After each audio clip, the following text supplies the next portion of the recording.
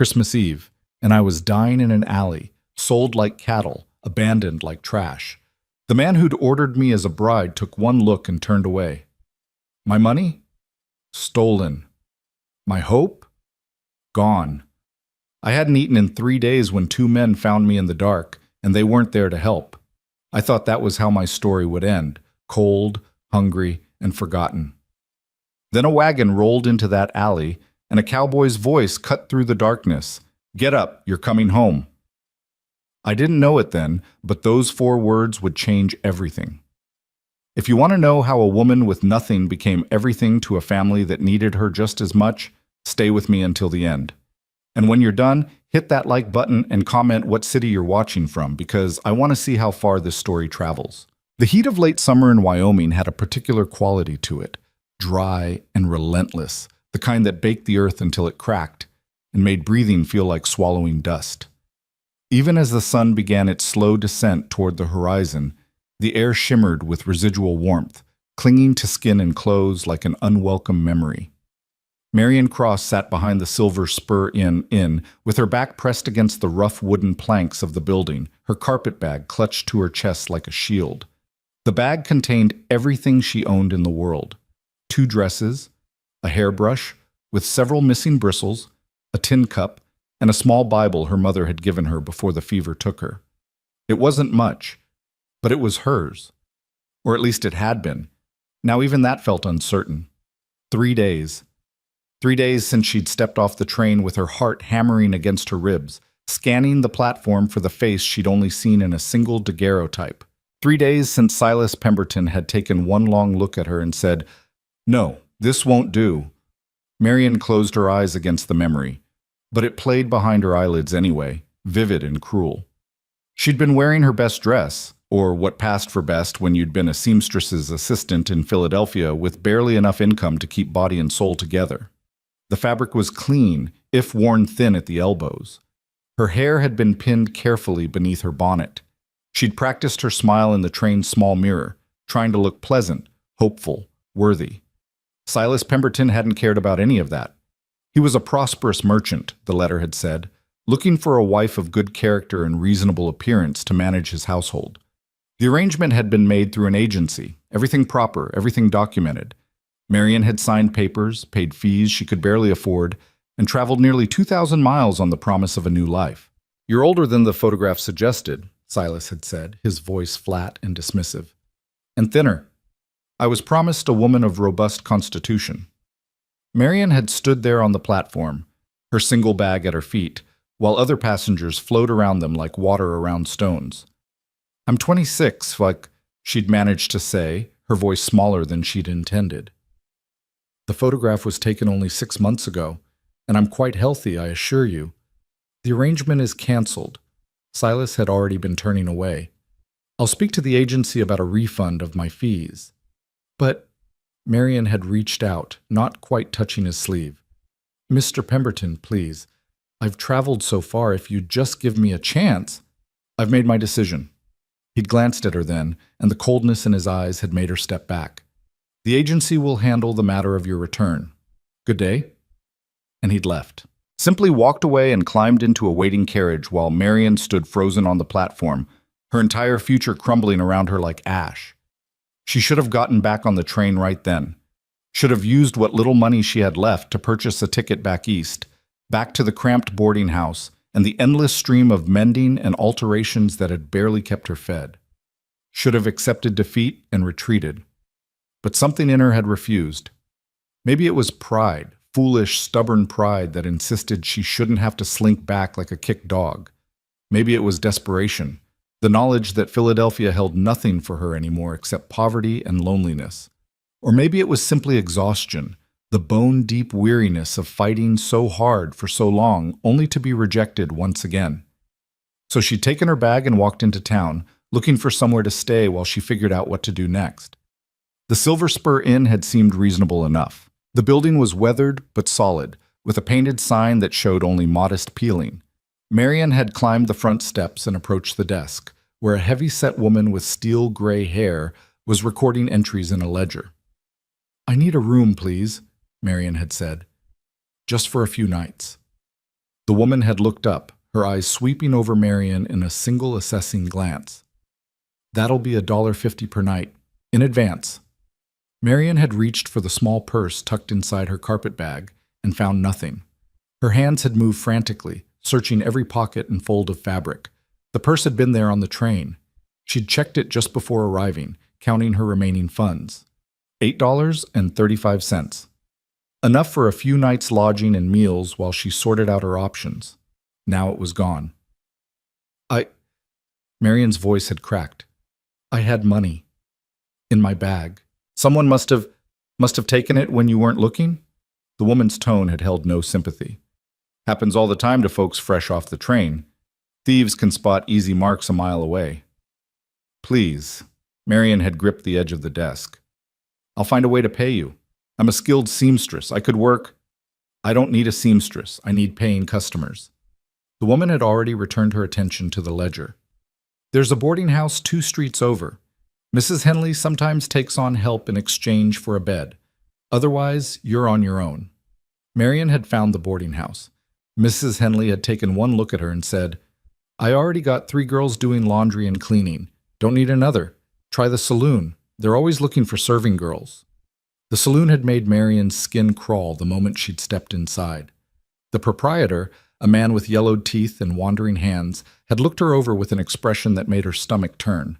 "Pretty enough," he'd said. "Little thin, but some men like that. You ever done this kind of work before?" Marion had understood what kind of work he meant. She'd turned and walked out without answering. After that, she'd tried the general store, the livery stable, even the church. No one needed help. No one had work to offer. And without money, without references, without anyone to vouch for her, Marion was nobody. She was invisible. By the second day, hunger had set in. Real hunger, the kind that made her hands shake and her vision blur at the edges.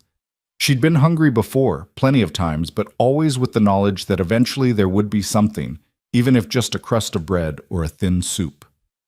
Now there was nothing. She'd spent that night in an abandoned lean-to behind the blacksmith shop, her carpet bag as a pillow and her shawl as a blanket. Sleep had come in fits and starts, interrupted by the sounds of the town and the gnawing emptiness in her belly. On the third day, she had returned to the Silver Spur Inn, hoping, though for what, she wasn't entirely sure. Maybe someone had turned in her purse. Maybe the woman at the desk would have had a change of heart. Instead, she'd found a spot behind the building where the late afternoon shade offered some respite from the heat. She'd sat down, meaning to rest for just a moment, to gather her strength and figure out her next move. But exhaustion had pulled at her like a tide, and she'd stayed. The sun was lower now, painting the sky in shades of orange and pink. Beautiful, if she'd had the energy to appreciate it. Instead, Marion simply sat with her head tipped back against the wall, her eyes half closed, her body so heavy it felt like part of the earth itself. She should get up, should move, should do something. But what? Where? The question circled in her mind without answers, growing fainter as her consciousness began to drift. She didn't hear the footsteps at first, didn't register the voices until they were close enough that the words cut through her haze. "Told you, she's back here. Been sitting there all day like a lost sheep." Marion's eyes opened slowly. 2 figures stood at the mouth of the alley, silhouetted against the fading light. As they moved closer, details emerged. One was a younger man, unsteady on his feet, his shirt stained and his face flushed with drink. The other was older, better dressed, with the calculating expression of someone who made his living from other people's desperation. She recognized the older man. Franklin Morse, the agent who'd arranged her placement with Silas Pemberton. He'd seemed professional enough in their correspondence, but seeing him now in person, Marion felt a chill that had nothing to do with the temperature. "Miss Cross," Morse said, his voice carrying false cheer. "I've been looking for you. Mr. Pemberton informed me of the unfortunate situation." Marion tried to stand, but her legs wouldn't cooperate. She managed to push herself a little straighter against the wall. "Mr. Morse, I was going to contact you about the return journey." "Oh, there's no need for that." Morse moved closer, and the younger man followed like a shadow. "In fact, I found a solution to everyone's problems." Something in his tone made Marion's skin prickle with warning. "What solution?" "This here is Tommy Vickers. He works at the cattle yards, and he's been looking for a wife. Morse gestured to the younger man, who was staring at Marion with an intensity that made her want to shrink into the wall. Now, I know the original arrangement didn't work out, but that doesn't mean we can't find you another placement. Tommy's willing to take you on. Not much of a dowry needed for a working man. I'm not looking for another arrangement, Marion said, her voice steadier than she felt. I just need— You need a husband, Morse interrupted. You need a home. That's what you came here for, isn't it? And Tommy's offering exactly that. Tommy Vickers lurched forward another step. Up close, Marion could smell the whiskey on his breath, could see the way his eyes struggled to focus. She's prettier than you said, he slurred. Little skinny, but that's all right. I like 'em delicate. I'm not interested, Marion said firmly. Thank you for the offer, Mr. Vickers, but I'll find my own way. Your own way? Morse's false cheer dropped away, revealing something harder underneath. Look at you. You haven't got a cent to your name. No job, no prospects, nowhere to sleep. How long do you think you'll last out here on your own? That's not your concern. Actually, it is. Morse pulled a folded paper from his jacket pocket. You signed a contract, Miss Cross.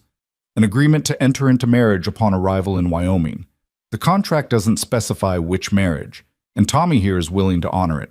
That contract was with Silas Pemberton, who has voided his portion of the agreement, but the agency's fees were paid, travel was arranged, and we delivered you as promised. You still owe us fulfillment of the contract. Or, he paused meaningfully, payment for services rendered. I believe the total comes to approximately $45, including the finder's fee. $45. It might as well have been $1,000. Marion's throat went dry. I don't have that kind of money. I know you don't, which is why Tommy's offer is so generous. Morse's smile was sharp. He'll pay your debt to the agency, give you a home, put food in your belly. All you have to do is be his wife. Seems like a fair trade, doesn't it? I said no. Tommy's hand shot out and gripped her arm, pulling her halfway to her feet. Don't be stupid. You got nothing. You are nothing. Take what you're being offered. Marion tried to pull away, but his grip was iron-strong despite the drink. Her carpetbag fell to the ground, spilling its meager contents into the dirt. Let go of me. You heard her. The voice came from behind them, calm and level, carrying the kind of authority that didn't need volume to be heard. All three of them froze. A wagon had rolled into the alley without any of them noticing, or maybe Marion had been too focused on the men in front of her to hear it approach. Now it stood between them and the street, blocking the exit. The man who'd spoken was climbing down from the driver's seat with the easy grace of someone accustomed to physical work. He was tall, broad-shouldered, wearing dusty work clothes and a hat that shadowed his face. But even in the fading light, Marion could see the set of his jaw, the quiet intensity of his gaze as he assessed the situation. Behind him, in the wagon bed, 4 children sat in various stages of attention. The oldest, a boy of perhaps 13, had gone still and watchful. 2 younger boys flanked a small girl, all of them staring with wide eyes. This doesn't concern you, friend, Morse said, his voice tight. Private business. Doesn't look private. The stranger moved forward, his steps measured and deliberate. Looks like a lady asking to be left alone and not getting her wish. The lady has obligations. The lady said no. The stranger's tone hadn't changed, still calm, still level, but something in it made Tommy Vickers release Marion's arm and step back. I heard her say it twice. That seems pretty clear. Morse's face had gone red. Now see here. I see fine. The stranger bent and gathered Marion's belongings, placing them carefully back in her carpetbag. Then he straightened and looked directly at her for the first time. You got somewhere to go, miss? Marion's voice came out barely above a whisper. No. He nodded once, as if this confirmed something. Then he shrugged out of his coat and draped it over her shoulders. The fabric was warm from his body, and it smelled of leather and hay and honest work. Well, you do now. He offered his hand. Get up, you're coming home. For a moment, Marion could only stare at him. His face was weathered from sun and wind with lines around his eyes that spoke of squinting at distant horizons. He wasn't young, somewhere in his 30s maybe, and he wasn't handsome in any conventional sense, but his eyes were kind and his hand was steady, and when she placed her palm in his grip was gentle but sure. He pulled her to her feet with no apparent effort, then kept his hand on her elbow to steady her when she swayed. "You can't just take her," Morse sputtered. "She has debts. Send me the bill." The stranger's attention never left Marion. "Lucas Hart Ranch, about 12 miles north of town. You have a problem with that arrangement. You can come discuss it with me there." "This is kidnapping. This is giving a lady in distress a helping hand." Lucas finally looked at Morse, and his expression was like stone. "Something you clearly weren't planning to do. Now, I've got 4 kids in that wagon who need their supper, and this lady looks like she could use a meal too, so we're going to be on our way." He guided Marion toward the wagon with one hand on her elbow and her carpet bag in his other hand. She moved automatically, her mind still trying to catch up with what was happening. As they reached the wagon, Lucas called to the children. "Evan, make some room in the back. Miss is going to ride with you." The oldest boy immediately shifted aside, creating space near the tailgate. The other children watched with silent curiosity as Lucas helped Marion up. His hands on her waist were impersonal, careful, the touch of someone helping a stranger, nothing more. "You'll be all right back here for a few miles?" he asked. Marion nodded, not trusting her voice. Lucas handed up her carpet bag, then climbed back into the driver's seat. With a flick of the reins, the wagon began to move. As they pulled out of the alley, Marion looked back once. Morse and Tommy Vickers stood in the shadows, watching. The agent's face was twisted with anger, but he made no move to follow. The wagon turned onto the main street, and the 2 men disappeared from view. Marion sat among the children, Lucas's coat still around her shoulders, and felt something inside her chest crack open, not breaking, but releasing. She'd been holding herself so tightly for so long, refusing to cry, refusing to beg, refusing to show just how desperate she'd become. Now, rattling down a dusty street in a stranger's wagon, headed toward an unknown destination, she felt tears slip down her cheeks. The oldest boy, Evan, glanced at her, then quickly away, clearly uncomfortable with her emotion.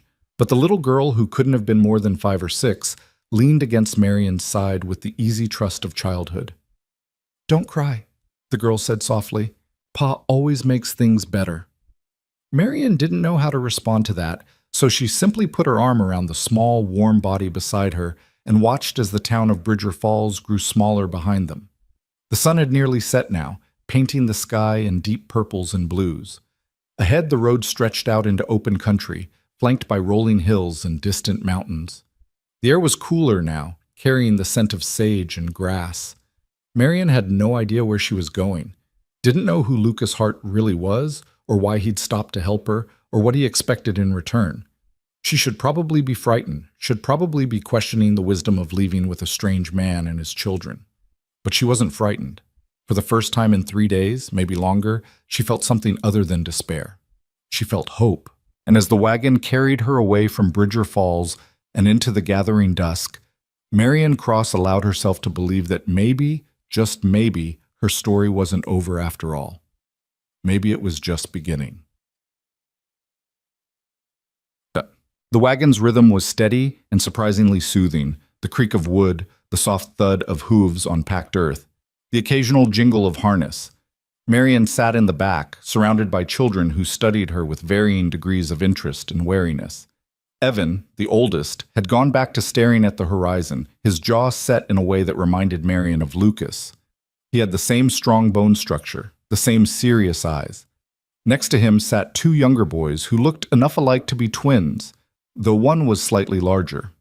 They whispered to each other in voices too low to hear, casting quick glances at Marion every few seconds. And then there was the little girl pressed against her side, the one who'd told her not to cry. Up close, Marion could see that her dress was carefully mended, her hair braided with obvious care, her face scrubbed clean despite the dust of travel. "What's your name?" Marion asked softly. The girl looked up at her with solemn brown eyes. "Rose, I'm 5. Well, almost 6. My birthday's in October." "That's a lovely name." "Mama gave it to me." Rose paused, then added matter-of-factly, "But Mama's dead now." The words were delivered without drama, but they hit Marion like a physical blow. She looked at the other children, really looked at them. and saw the same story written in their two serious faces, their careful silence, the way they sat so close together. These were children who'd known loss. "I'm sorry," Marion said, not just to Rose, but to all of them. The larger of the two middle boys shrugged. "It was 2 years ago. We're all right now." "That's Miles," Rose supplied helpfully. "And that's Caleb. He's my twin, but I'm older by 6 whole minutes." "I'm not your twin," Caleb protested. "Twins look the same. We don't look the same. Do not. Enough." Evan's voice was quiet but firm, and both younger boys fell silent immediately. He glanced at Marion, then away. "They always argue. Don't mind them." "I don't mind." Marion managed a small smile. "I had brothers once. They argued too." "Had?" Rose's voice was very small. "It was a long time ago." Rose seemed to accept this, settling more comfortably against Marion's side. After a moment, she asked, "Are you going to live with us now?" Marion faltered. "I don't know. Your father was kind enough to help me, but I don't want to impose." "Pa wouldn't have brought you if he didn't want you to come," Evan said. He still wasn't looking at her, but his tone was certain. "He doesn't do things by accident." Marion didn't know how to respond to that, so she fell silent, watching the landscape roll past. The land here was different from anything she'd known in Philadelphia. Open. Vast. The sky seemed to go on forever, deepening from purple to black as stars began to emerge. The air smelled clean, sharp, utterly unlike the coal smoke and crowded streets of the city. It should have felt alien. Instead, something in Marion's chest loosened, like a knot she hadn't known she was carrying. They rode for what felt like both an eternity and no time at all. Rose fell asleep against Marion's shoulder. Caleb and Miles eventually stopped whispering and started pointing out constellations to each other. Evan sat silent and watchful, his gaze moving between the road ahead and the woman in the wagon with them. Finally, Lucas pulled the wagon off the main road onto a narrower track. Ahead, Marion could see lights, warm and yellow against the darkness. "Almost home," Lucas called back, his voice carrying easily over the sound of the horses. Home. The word seemed both foreign and achingly familiar. As they drew closer, Marion could make out the shape of a ranch house, solid and low-slung, built to withstand the wind that swept across these open plains. Behind it stood a barn and several outbuildings, all in good repair. Even in the darkness, she could sense the order here, the care taken to maintain things properly. This was a working ranch, and it was worked by someone who took pride in it. Lucas pulled the wagon to a stop near the house and climbed down. He moved to the back and carefully lifted Rose, who mumbled in her sleep but didn't wake. The other children jumped down with the ease of practice. "Evan, get the horses settled," Lucas said quietly. "Miles, Caleb, you help him. I'll start supper." The boys moved off toward the barn without argument. Lucas turned to Marion, Rose still cradled in one arm. "Can you manage?" he asked, gesturing to the wagon. Marion nodded and climbed down less gracefully than the children but without falling. Her legs were stiff from sitting, her whole body trembling with exhaustion that went bone deep. Lucas studied her face for a moment, then jerked his head toward the house. "Come on, you need to eat." The interior of this house was clean and simply furnished, a large main room with a fireplace, a table with 6 chairs, shelves lined with books, and simple crockery. Everything was in its place, but there was a warmth here too, a sense of life being lived. Lucas carried Rose down a short hallway and returned a moment later without her. "She'll sleep through anything once she's out," he said. Then he moved to the kitchen area and began pulling out supplies with the efficiency of someone who'd cooked many meals. Marion stood uncertainly in the middle of the room, still wrapped in Lucas's coat. She should offer to help, should do something, but her body felt disconnected from her will, heavy and slow. "Sit," Lucas said without looking at her. It wasn't harsh, just matter of fact. "You're about to fall over." Marion sat. She watched as he built up the fire in the stove, set water to boil, and began slicing bread and cheese. His movements were economical, practiced. He worked in comfortable silence, and Marion found herself relaxing slightly, the tension in her shoulders easing. "When did you last eat?" he asked, still focused on his work. 2 days ago, her voice came out rough. "Maybe 3. There was a woman at the boarding house who gave me some broth, but I'm not sure what day that was. Lucas's jaw tightened, but he said nothing. He just kept working, and a few minutes later he placed a plate in front of her. Bread, cheese, cold chicken, and an apple. Simple food, but more than Marion had seen in days. Eat slowly, he advised. Don't want to make yourself sick. Marion picked up a piece of bread with shaking hands and took a small bite. The taste exploded on her tongue. Butter and salt and everything good. She forced herself to chew slowly, swallow carefully, though every instinct screamed at her to devour everything in front of her. Lucas poured her water from a pitcher, then set about making more food for the boys, who would be coming in soon. He worked quietly, and Marion ate in silence, focusing all her attention on not eating too fast, not taking too much. By the time the boys clattered through the door, Marion had finished about half her plate and felt more human than she had in days. Evan, Miles, and Caleb washed up at a basin near the door, then took their seats at the table.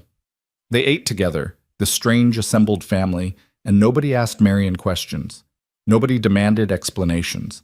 They just passed dishes and made small talk about the horses and tomorrow's chores, and Marion sat among them feeling like a ghost at a feast, present but not quite real.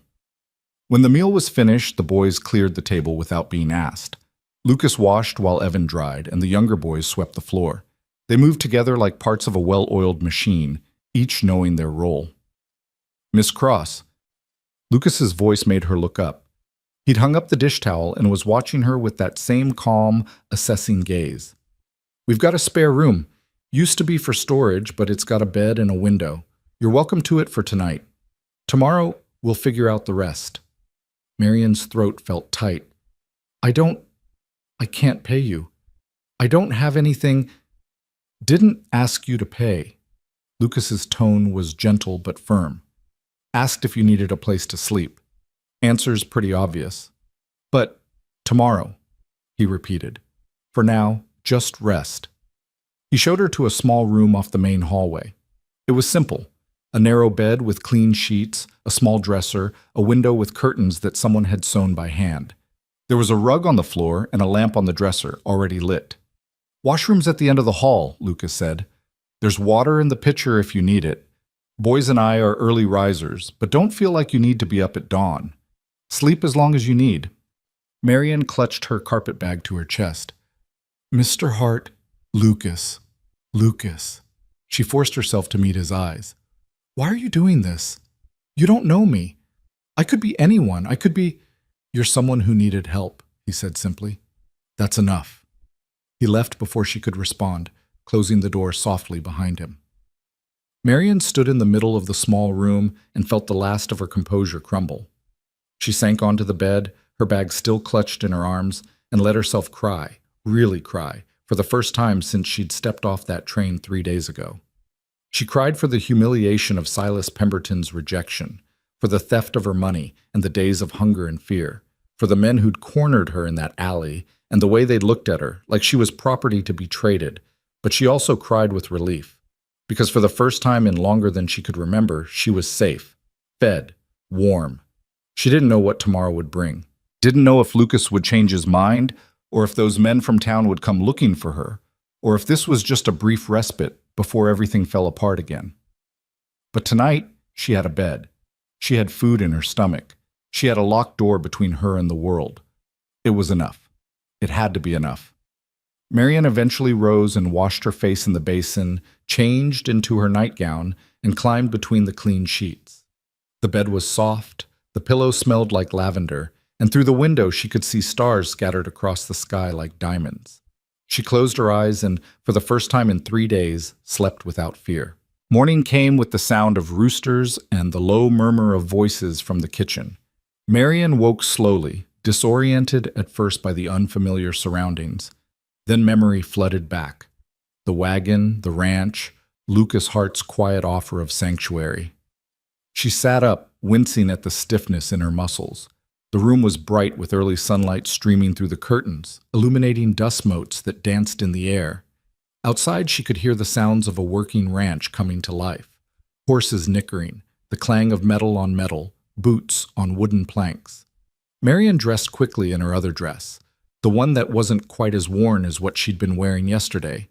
She pinned her hair as neatly as she could manage without a proper mirror, then stood for a moment with her hand on the doorknob, gathering her courage. She had no idea what she was walking into, no idea what Lucas expected from her, or what kind of arrangement this was supposed to be. But staying in the room wouldn't answer those questions. The kitchen was empty when she emerged, though evidence of breakfast lingered. Dishes in the wash basin, the smell of coffee and bacon still hanging in the air. On the table sat a covered plate with a note written in careful, blocky letters. For Miss Cross, help yourself to coffee. Marian lifted the cloth to find eggs, bacon, and toast kept warm. Her eyes stung at the simple kindness of it. She sat and ate slowly, savoring each bite, and had just finished when the back door opened. Lucas stepped inside, his shirt sleeves rolled up and his hat in his hands. He stopped when he saw her, nodded once, then moved to pour himself coffee from the pot on the stove. "Sleep all right?" he asked, his back to her. "Yes. Thank you." Marian stood, gathering her plate. "And thank you for breakfast. You didn't have to, had to make it for the boys anyway. No trouble to make extra." He turned, leaning against the counter with his coffee cup cradled in both hands. "We should talk." Marian's stomach clenched despite the food she'd just eaten. "Of course." Lucas gestured to the table, and they both sat.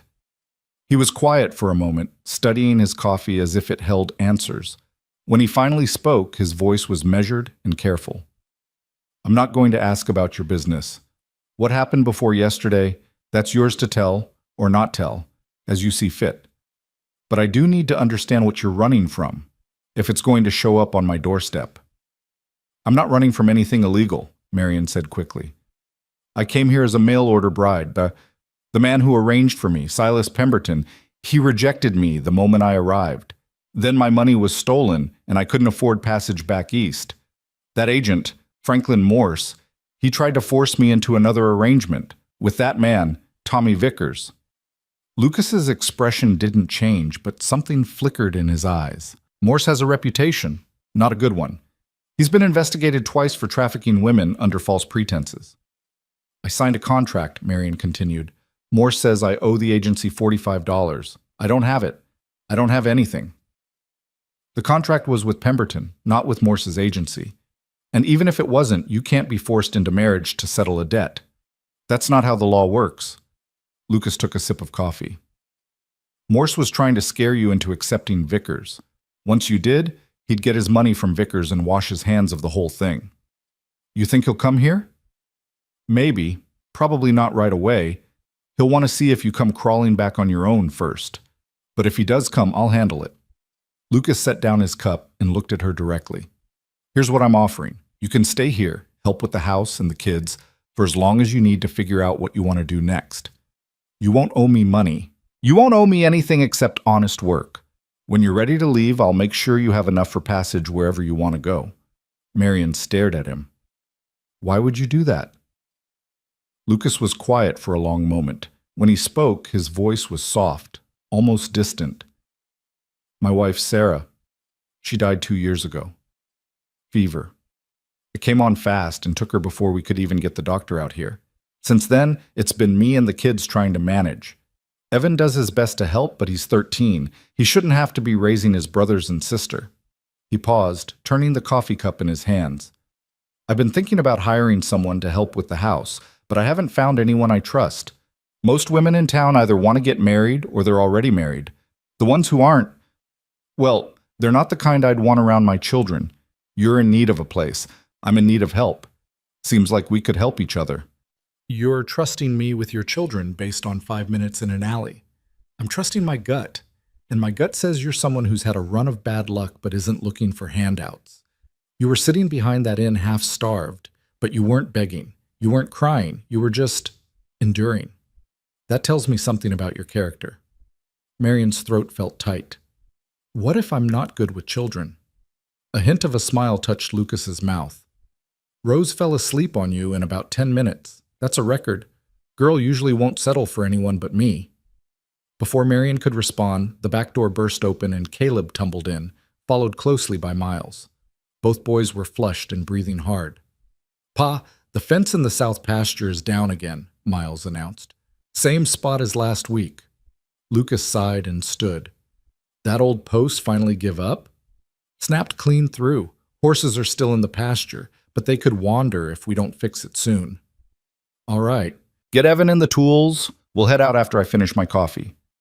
Lucas glanced at Marion. You settle in today? Look around? Get your bearings? We can talk more tonight. He drained his cup and headed out with the boys, leaving Marion alone in the kitchen. She sat for a moment, processing everything. Then she stood and began washing the breakfast dishes. It was something to do, something useful, and her hands needed the familiar motion. She'd just finished when Rose appeared in the doorway, her hair sleep-mussed and her nightgown wrinkled. The little girl rubbed her eyes and patted across the floor in bare feet. Good morning, Marion said gently. Rose studied her with solemn eyes. You're still here. I am. Your father said I could stay for a while. Are you going to be our new mama? The question was so direct, so innocent, that Marion had to take a breath before answering. No, sweetheart, I'm just going to help around the house. Rose seemed to consider this. That's okay. Evan says we don't need a new mama anyway. He says we're doing fine on our own. I think you're doing very well, Marion agreed. Now, should we get you dressed and fed? Rose nodded and took Marion's hand with easy trust, leading her back down the hallway to a room she shared with her brothers. The space was neat despite being occupied by 4 children. Beds made, clothes folded, toys put away. Marion helped Rose into a simple dress and braided her hair, fingers moving with practiced ease. By the time they returned to the kitchen, Rose chattering about her favorite doll and the kittens in the barn, Marion felt something she hadn't felt in a long time. Useful. The day passed in a blur of small tasks. Marion cleaned the kitchen properly, organized the pantry, and started bread dough rising. Rose followed her like a shadow, helping where she could, and narrating a running stream of thoughts about everything from the weather to whether rabbits could talk to each other. Around midday, the males returned for lunch, dusty, sweaty, and ravenous. Marion served the bread and cheese she'd found in the cold box, along with leftover chicken from last night. The boys ate like they hadn't seen food in weeks, barely pausing to breathe between bites. Evan watched Marion when he thought she wasn't looking. His expression wasn't hostile exactly, but it wasn't welcoming either. Wary, reserved, like he was waiting for her to prove herself one way or another. After lunch, Lucas and the boys headed back out to finish the fence. Rose announced she was going to play with the kittens and invited Marion to join her. The barn was dim and cool, smelling of hay and horses and the particular sweetness of well-kept livestock. Rose led Marion to a corner where a calico cat had made a nest, and 5 tiny kittens tumbled over each other in a squeaking pile. That one's Patches, Rose said, pointing to a black and white kitten. And that's Socks, and that's Bandit, and those 2 are just baby because I can't tell them apart yet. Marion smiled and sat down in the hay, letting Rose place kittens in her lap. They were so small, so perfect, their eyes barely open, and their mews like tiny bells. Do you like them? Rose asked anxiously. I love them. Rose beamed. Mama loved cats, too. She said they were good company when you were lonely. The little girl's voice dropped. Do you get lonely? Marion looked down at the kittens, their small bodies warm against her hands. Sometimes, yes. Me too. Rose leaned against Marion's shoulder. But it's better when Pa's here. And Evan and Miles and Caleb, even though they're annoying. They sat together in comfortable silence, and Marion felt something shift in her chest. This child, who'd lost her mother so young, was offering comfort in the only way she knew how. And somehow, it was exactly what Marion needed. That evening, after another simple meal, Lucas asked Marion to walk with him while the boys did the dishes. They strolled toward the pasture where horses grazed in the fading light, the air cooling and pleasant. You've been busy today, Lucas observed. I wanted to be useful. You are. Rose hasn't stopped talking about you all afternoon. According to her, you're the best person she's ever met, aside from me and her mama. Marion felt her cheeks warm. She's a sweet child. She is, but she's also lonely in a way the boys aren't. They have each other, always have. Rose was so young when Sarah died that she barely remembers having a mother. She's been the only girl in a house full of men and boys, and I know she feels it even if she doesn't say so. They reached the fence and leaned against it, watching the horses. One of them, a gray mare, ambled over and nudged Lucas's shoulder, looking for treats. He scratched her nose absently. "I meant what I said this morning," Lucas continued. "You can stay as long as you need to, but I want to make sure you understand what that means. This isn't charity. I need help, real help, and I'm offering you a job, not a handout. You'll work, and in exchange you'll have room and board and a small wage when I can manage it." "What about those men, Morse and Vickers?"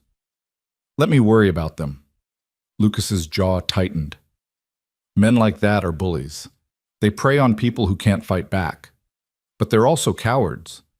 Once they realize you're not alone and defenseless, they'll move on to easier targets. You're very confident. I'm a realist, and I know this territory. Morse won't want trouble with me. I'm on the town council, and I've got friends who don't take kindly to men who mistreat women. He'll bluster and threaten, but in the end, he'll back down." Marian wanted to believe him, but she'd learned the hard way that promises didn't always hold. "What if he doesn't?" she asked quietly. Lucas turned to look at her, his expression serious. "Then I'll make it very clear that you're under my protection and that any attempt to force you into anything will be met with consequences. I'm not a violent man, Miss Cross, but I will defend what's mine. And while you're on this ranch, you're mine to defend." The words should have felt possessive, threatening. Instead, they felt like a shield. "Thank you," Marian whispered.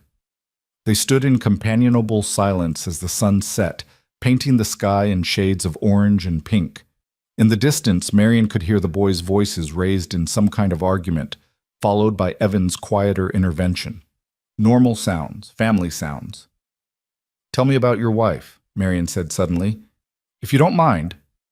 Lucas was quiet for so long she thought he wouldn't answer. Then he said, "Sarah was a force of nature. Small woman, but fierce. She could outwork most men, outthink all of them, and she never backed down from a challenge. When we met, I was a drifter with big ideas and no money. She saw something in me anyway, believed I could build something here." His voice grew softer. "She was right. We built this ranch from nothing, just the two of us and Evan, who was barely walking. Then came the other boys and Rose. Sarah loved being a mother, loved this life.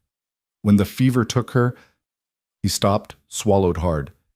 "It broke something in all of us, but especially in the kids. They lost their whole world in a single night. I'm sorry. Life doesn't ask permission before it takes things from you. You learn that quick out here." Lucas pushed away from the fence. "But it also gives you things you don't expect, like someone who knows how to make bread showing up just when you're tired of serving the kids hard biscuits every meal." Marian laughed despite herself. "Your biscuits were that bad?" Evan compared them to rocks. I think he was being generous.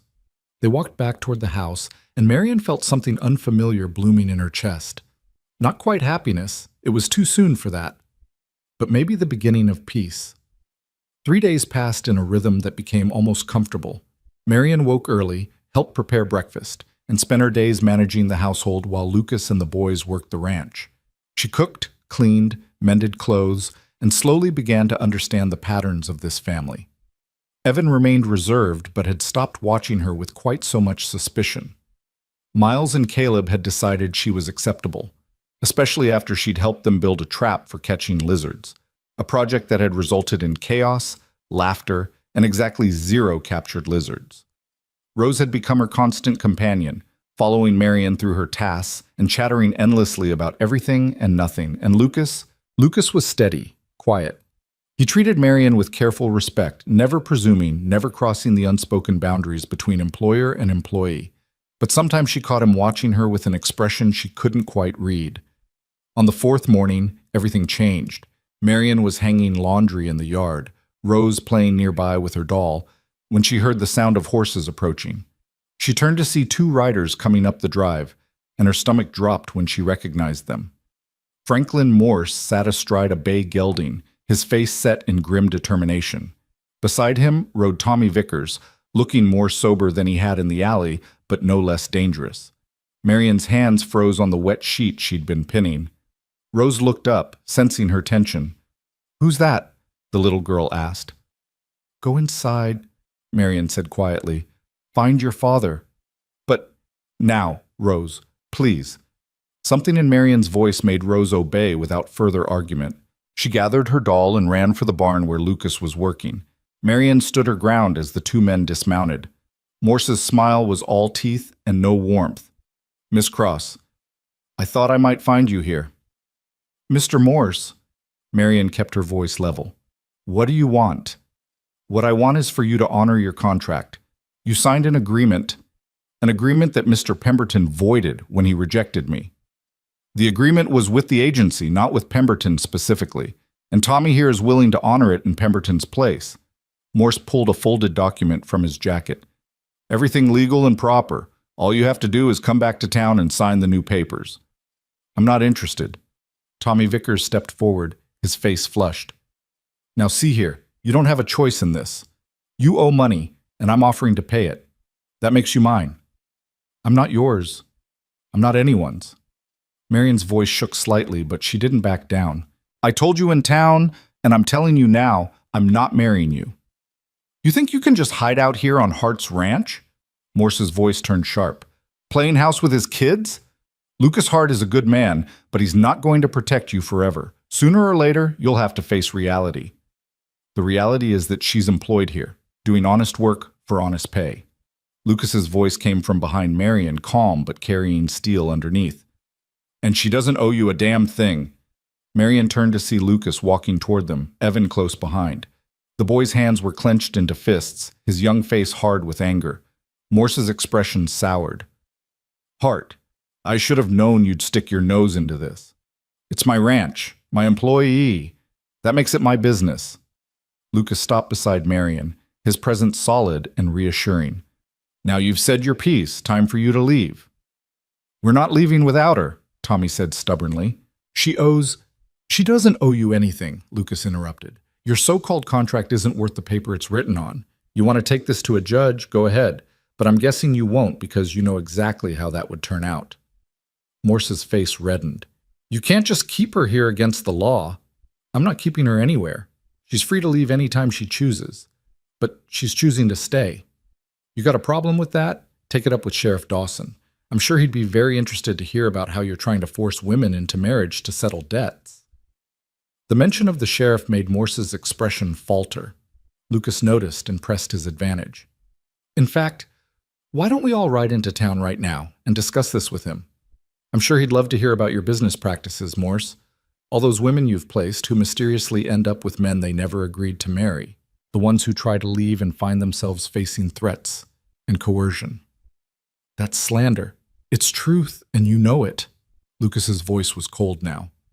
"You've been playing this game for years, and you've gotten away with it because most of your victims are too scared or too desperate to fight back. But Miss Cross isn't alone anymore. She's got people who'll stand with her." "She's got us," Evan said suddenly, his young voice clear and strong. "And if you try to take her, you'll have to go through all of us." Morse looked between Lucas and Evan, calculation in his eyes. Marion could almost see him weighing his options, considering whether this fight was worth it. Finally, he spat into the dust. "Fine, keep her. But don't come crying to me when she proves to be more trouble than she's worth." "I won't," Lucas said evenly. Tommy Vickers looked like he wanted to argue, but Morse grabbed his arm. "Come on, we're wasting our time here." They mounted their horses and rode off at a canter, dust rising in their wake. Marion watched them go, her whole body trembling with adrenaline and relief. When they were out of sight, she turned to Lucas. "Thank you." "You don't need to thank me for doing what's right." Lucas's expression softened. "You all right?" "I am now." Marion looked at Evan, who still stood rigid with tension. "Thank you, too, for standing up for me." Evan shrugged, but she could see color rising in his cheeks. "Pa was right. You're part of this ranch now. That means we look out for you." Something in Marion's chest cracked open at those words. Part of this ranch. Part of something. It had been so long since she'd belonged anywhere that she'd forgotten what it felt like. "I should finish the laundry," she said, her voice unsteady. Lucas nodded. "I'll be in the barn if you need anything." He walked away with Evan, their voices low as they talked. Marion turned back to her task, but her hands were shaking too badly to pin the sheets. Rose emerged from the house, running to Marion and wrapping her small arms around Marion's waist. "I was scared. the little girl admitted. Me too, Marion whispered, kneeling to hold her properly. But it's all right now. Your father made it all right. That evening, after the children were in bed, Lucas found Marion on the porch. She was sitting in one of the old rocking chairs, staring out at the stars that seemed impossibly bright in the clear Wyoming sky. Mind if I join you? He asked. It's your porch. It's your porch too, for as long as you want it to be. He sat in the other rocker, and they were quiet for a while, the only sound the creak of wood and the distant call of night birds. Do you think they'll come back? Marion finally asked. No, Morse knows I meant what I said about the sheriff. He'll cut his losses and move on. Lucas paused. But even if he does come back, the answer will be the same. You're under my protection now, and that's not going to change. Why? The question burst out of her. Why are you doing this? You don't know me. I could be everything Morse said. Trouble, a burden. You're not. Lucas's voice was firm. You're a woman who got dealt a bad hand and refused to give up. You could have begged or stolen or accepted Vickers' offer just to survive. But you didn't. You sat behind that inn and waited, and I'll bet you would have died before you compromised yourself. He turned to look at her, his expression serious in the moonlight. That kind of strength is rare, and it's exactly the kind of person I want around my children. Marion's throat felt too tight to speak. Besides, Lucas added, his tone lighter, Rose has decided you're staying, and when Rose decides something, that's pretty much the end of the discussion. Marion laughed, the sound shaky but genuine. She's quite determined. Gets it from her mother. They sat together in comfortable silence, and Marion felt something she'd thought lost forever beginning to take root in her chest. Hope. Not the desperate, fragile hope of someone with no other options, but real hope. The kind that came from being chosen, being valued, being protected. Lucas Hart had stepped into that alley and changed everything. Not because he wanted something from her, but simply because it was the right thing to do. And Marion was beginning to understand that maybe, just maybe, she'd finally found a place where she could stop running and start living. The stars wheeled overhead, and the Wyoming wind carried the scent of sage and possibility, and for the first time in longer than she could remember, Marion Cross felt like she might actually have a future worth fighting for. The weeks that followed Morse's departure settled into a rhythm that felt almost too good to be real. Marion woke each morning half expecting to find it had all been a dream, that she'd open her eyes to the cold reality of that alley behind the Silver Spur Inn. But every morning brought the same small room, the same sounds of a household waking, the same sense of belonging that both comforted and terrified her. She'd learned the patterns of the ranch like a language. Lucas rose before dawn, starting coffee before heading out to check the stock. Evan followed 15 minutes later, moving with the quiet responsibility of someone who'd grown up too fast. Miles and Caleb needed coaxing from their beds, stumbling to the breakfast table still half asleep. Rose was unpredictable, some mornings bouncing with energy, others clinging to Marion's skirts and needing gentle encouragement to face the day. Marion had found her place in these patterns. She had the coffee ready when Lucas came in from his first rounds. She packed lunches for the boys to take into the fields. She braided Rose's hair and listened to her endless stories. She mended torn shirts and patched worn trousers and kept the house running with quiet efficiency. It was honest work, and it fed something in her she hadn't known was starving. One morning in early October, Marion was kneading bread dough when Evan appeared in the kitchen doorway. He stood there awkwardly, shifting his weight from foot to foot in a way that reminded her he was still just a boy despite the man's work he did. "Need something?" she asked, keeping her voice casual. "Ma used to make apple pie this time of year," he said abruptly. "There's wild apples down by the creek. I was thinking, if you wanted, we could pick some." It was the first time Evan had voluntarily sought her out for anything beyond basic household matters. Marion felt the significance of the moment like a weight in her chest. "I'd like that," she said simply. They went that afternoon, taking Rose and the twins with them. The walk to the creek was beautiful, the autumn air crisp and the cottonwood trees already turning gold. Rose skipped ahead, singing some nonsensical song, while Miles and Caleb raced each other over every fallen log and boulder. Evan walked beside Marion, quiet but not uncomfortable.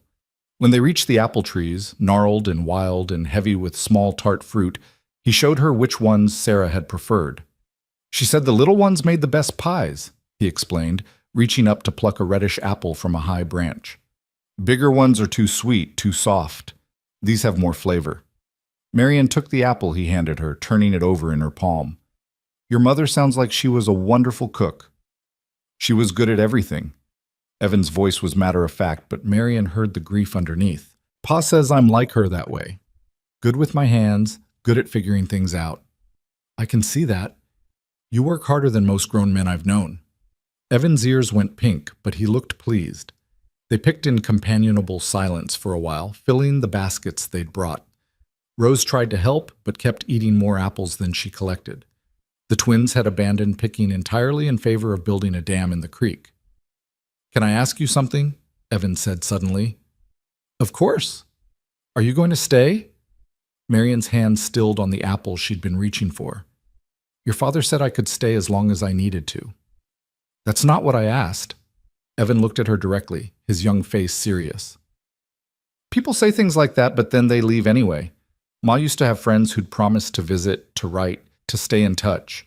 But after she died, they all just disappeared, like we didn't matter anymore. The pain in his voice made Marian's throat tight. She climbed down from the low branch she'd been standing on and faced him properly. I can't promise I'll be here forever, she said honestly. Life doesn't let us make promises like that. But I can promise that I'm not looking to leave. I can promise that being here, with all of you, is the first time I've felt like I belong somewhere in more years than I can count. And I can promise that if circumstances ever do require me to go, it won't be because I wanted to. Does that help? Evan studied her face for a long moment, then nodded slowly. Yeah, that helps. They finished picking as the sun began its descent, then walked back to the ranch with baskets full of apples and Rose asleep on Evan's shoulders. Lucas met them at the house, taking in the scene with a small smile. Apple pie tonight? He asked. If I can remember how to make decent crust, Marian replied. Ma's recipe is in the book on the shelf, Evan offered, the one with the blue cover. That evening, Marian made 3 pies using Sarah's recipe, written in elegant script on yellowed paper tucked between the pages of a worn cookbook. The whole house filled with the scent of cinnamon and butter and apples, and when they sat down to eat after supper, even Miles and Caleb were quiet with appreciation. Lucas took a bite and closed his eyes. When he opened them again, they were bright with something that might have been tears. Just like Sarah's, he said quietly. Thank you. Marian felt she should say something, but the moment felt too fragile for words. Rose solved the problem by asking for a second slice, and the spell broke into normal family chaos. Later, after the children were in bed, Marian found Lucas on the porch again. It had become a habit, these quiet conversations under the stars. Sometimes they talked about the ranch, or the children, or nothing in particular. Sometimes they just sat in comfortable silence. Tonight, Lucas spoke first. Evan told me what you said about staying. I hope that was all right. I didn't want to presume. It was more than all right. It was honest, and that boy needs honesty. He's been disappointed too many times by people making promises they couldn't keep. Lucas leaned against the porch railing, his face half-shadowed. His grandparents on Sarah's side, they swore they'd stay involved after she died. Lasted about 6 months before the visit stopped. Said it was too painful, seeing the kids without their daughter. Like we weren't all in pain. People handle grief poorly, Marian said softly. They do. But those kids, they remember. They remember who stayed and who left. And they're watching you, Marian, waiting to see which one you'll be. The use of her first name startled her. He'd been calling her Miss Cross since she'd arrived, maintaining a careful formality. The shift felt significant. I meant what I told Evan, she said. I'm not planning to leave. Even if Morse comes back? Even if Pemberton changes his mind? Even if something better comes along? Even then. Marian turned to face him fully. Lucas, I had a life in Philadelphia. I had work and a room and nothing else. No family, no friends, no one who'd miss me if I disappeared tomorrow. I was so lonely I answered an advertisement from a complete stranger just for the chance to matter to someone. And when that fell apart, when I was sitting in that alley waiting to die, or worse, I thought that was all I deserved. That I'd used up my chances at anything better. She paused, her voice growing stronger. But then you stopped. You saw me when no one else did, and you offered me something I'd given up hoping for, a place, a purpose, people who might actually need me around. So no, I'm not looking for something better because I don't think there is anything better than this. Lucas was quiet for a long moment. Then he said, "You matter here. To the kids. To—" He stopped, cleared his throat. "You matter. I want you to know that." Before Marion could respond, the sound of hoofbeats shattered the peaceful night. Both of them turned toward the road, tension immediate and instinctive. A single rider was approaching fast, the horse's gait urgent. As they drew closer, Lucas relaxed slightly. "That's James Thornton from the neighboring ranch. Something must be wrong." The rider pulled up in a cloud of dust, and James Thornton swung down from his horse before it had fully stopped. He was a weathered man in his 50s, his face grim in the lamplight spilling from the house. "Lucas, sorry to come so late, but I thought you should know. Franklin Morse was at the saloon tonight, drinking heavy and talking big. Says he's filing a complaint with the territorial judge about you harboring a woman with outstanding debts. Claims you're interfering with legitimate business contracts." Lucas's jaw tightened. "He's bluffing. There's no legitimate contract." "Maybe so, but he's got Tommy Vickers backing his story, and he's convinced a few other men to sign statements saying they witnessed the original agreement. Judge Morrison is sympathetic to business interests, even questionable ones. If Morse presents it right, Morrison might side with him just to avoid setting a precedent about debt enforcement." Marion felt ice in her stomach. "What does that mean?" Thornton glanced at her, sympathy in his eyes. "Means there could be a hearing.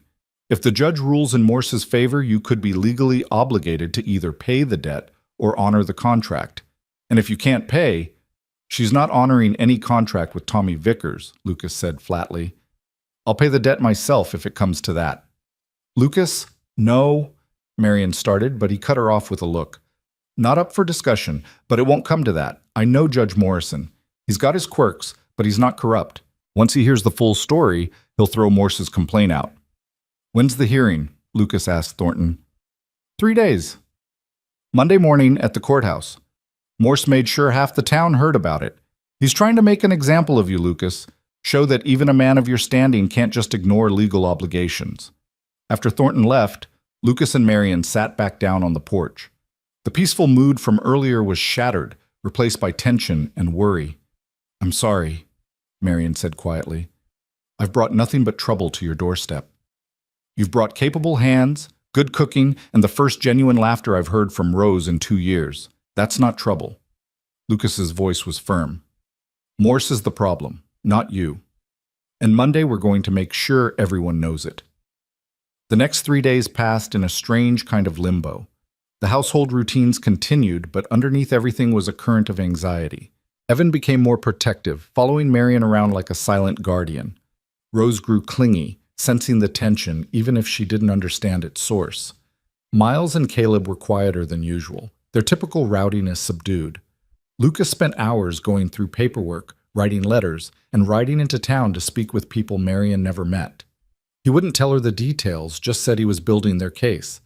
Sunday evening, the night before the hearing, Lucas called a family meeting around the dinner table.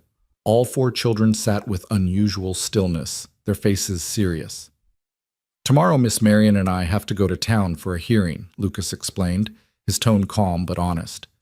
"Mr. Morse is claiming she owes money and trying to force her into a contract. We're going to explain to the judge why that's not true and not legal.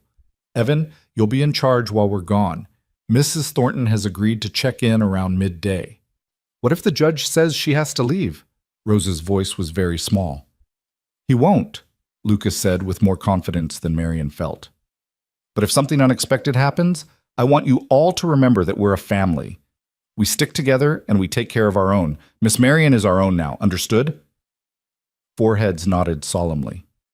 That night, Marion couldn't sleep. She lay in her small room, staring at the ceiling and trying not to imagine all the ways tomorrow could go wrong.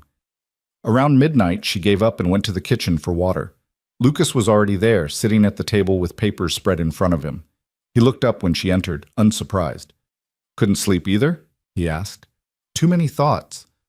Marian poured herself water and sat across from him.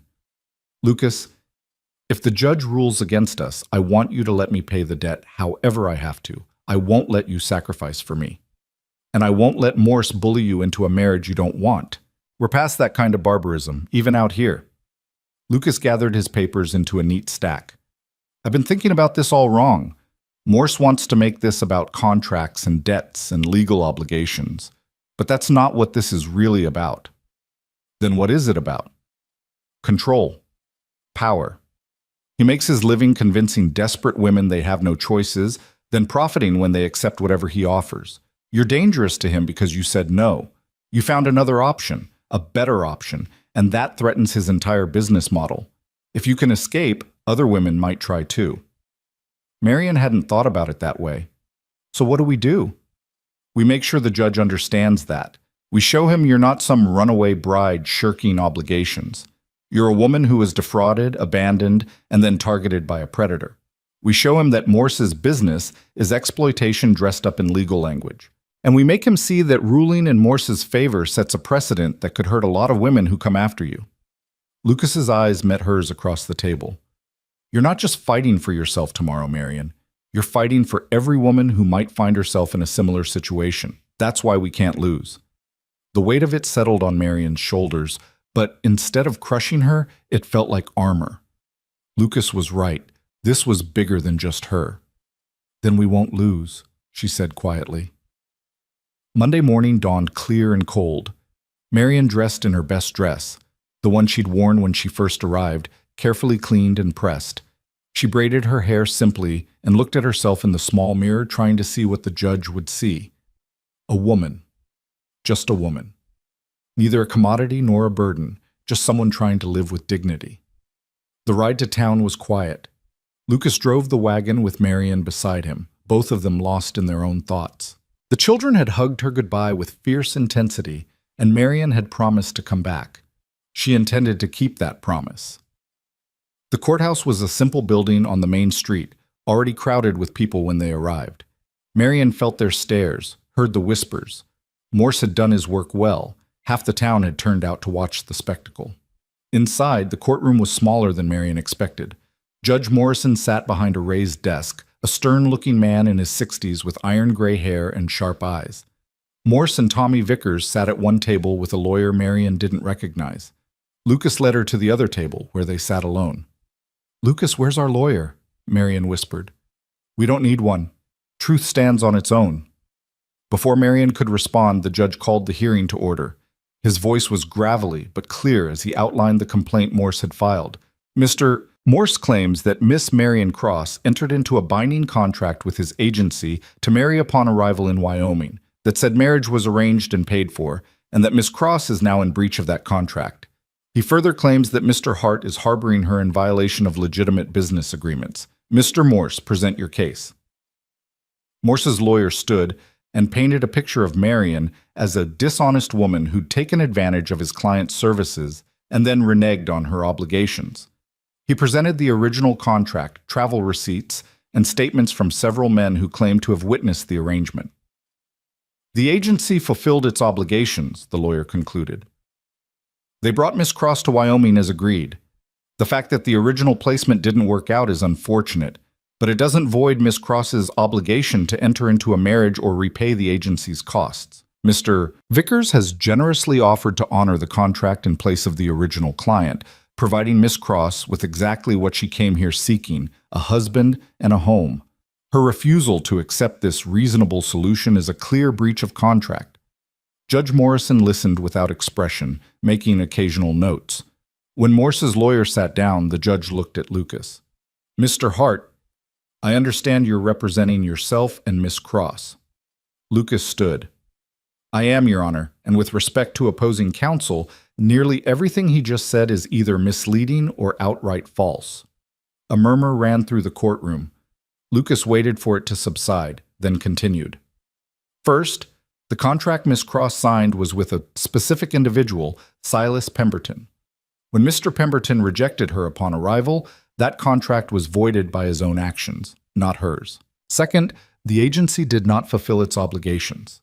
They promised Miss Cross a legitimate marriage arrangement and instead delivered her to a man who took one look at her and walked away. Third, Miss Cross's money was stolen while she was in transit, leaving her unable to pay for return passage even if she'd wanted to. Lucas pulled papers from his jacket. I have here a statement from the sheriff confirming that multiple complaints have been filed about theft targeting new arrivals at the train station. I also have testimony from 3 women who used Morse's agency and found themselves in situations nothing like what they were promised, including one who was placed with a man currently serving time for assault. Judge Morrison's eyebrows rose. He gestured for Lucas to bring the papers forward, and he studied them carefully. Furthermore, Lucas continued, Mr. Vickers is not generously offering to honor anything. He's offering to purchase Miss Cross like livestock. The contract she signed was for a specific arrangement with a specific individual based on specific representations about that individual's character and circumstances. Substituting a drunk stable worker with a violent temper is not the same arrangement. Tommy Vickers surged to his feet. I never laid a hand on her. No, Lucas agreed coldly. Because I stopped you. But the sheriff's records show 2 complaints against you for assault in the past 18 months, one resulting in conviction and a fine.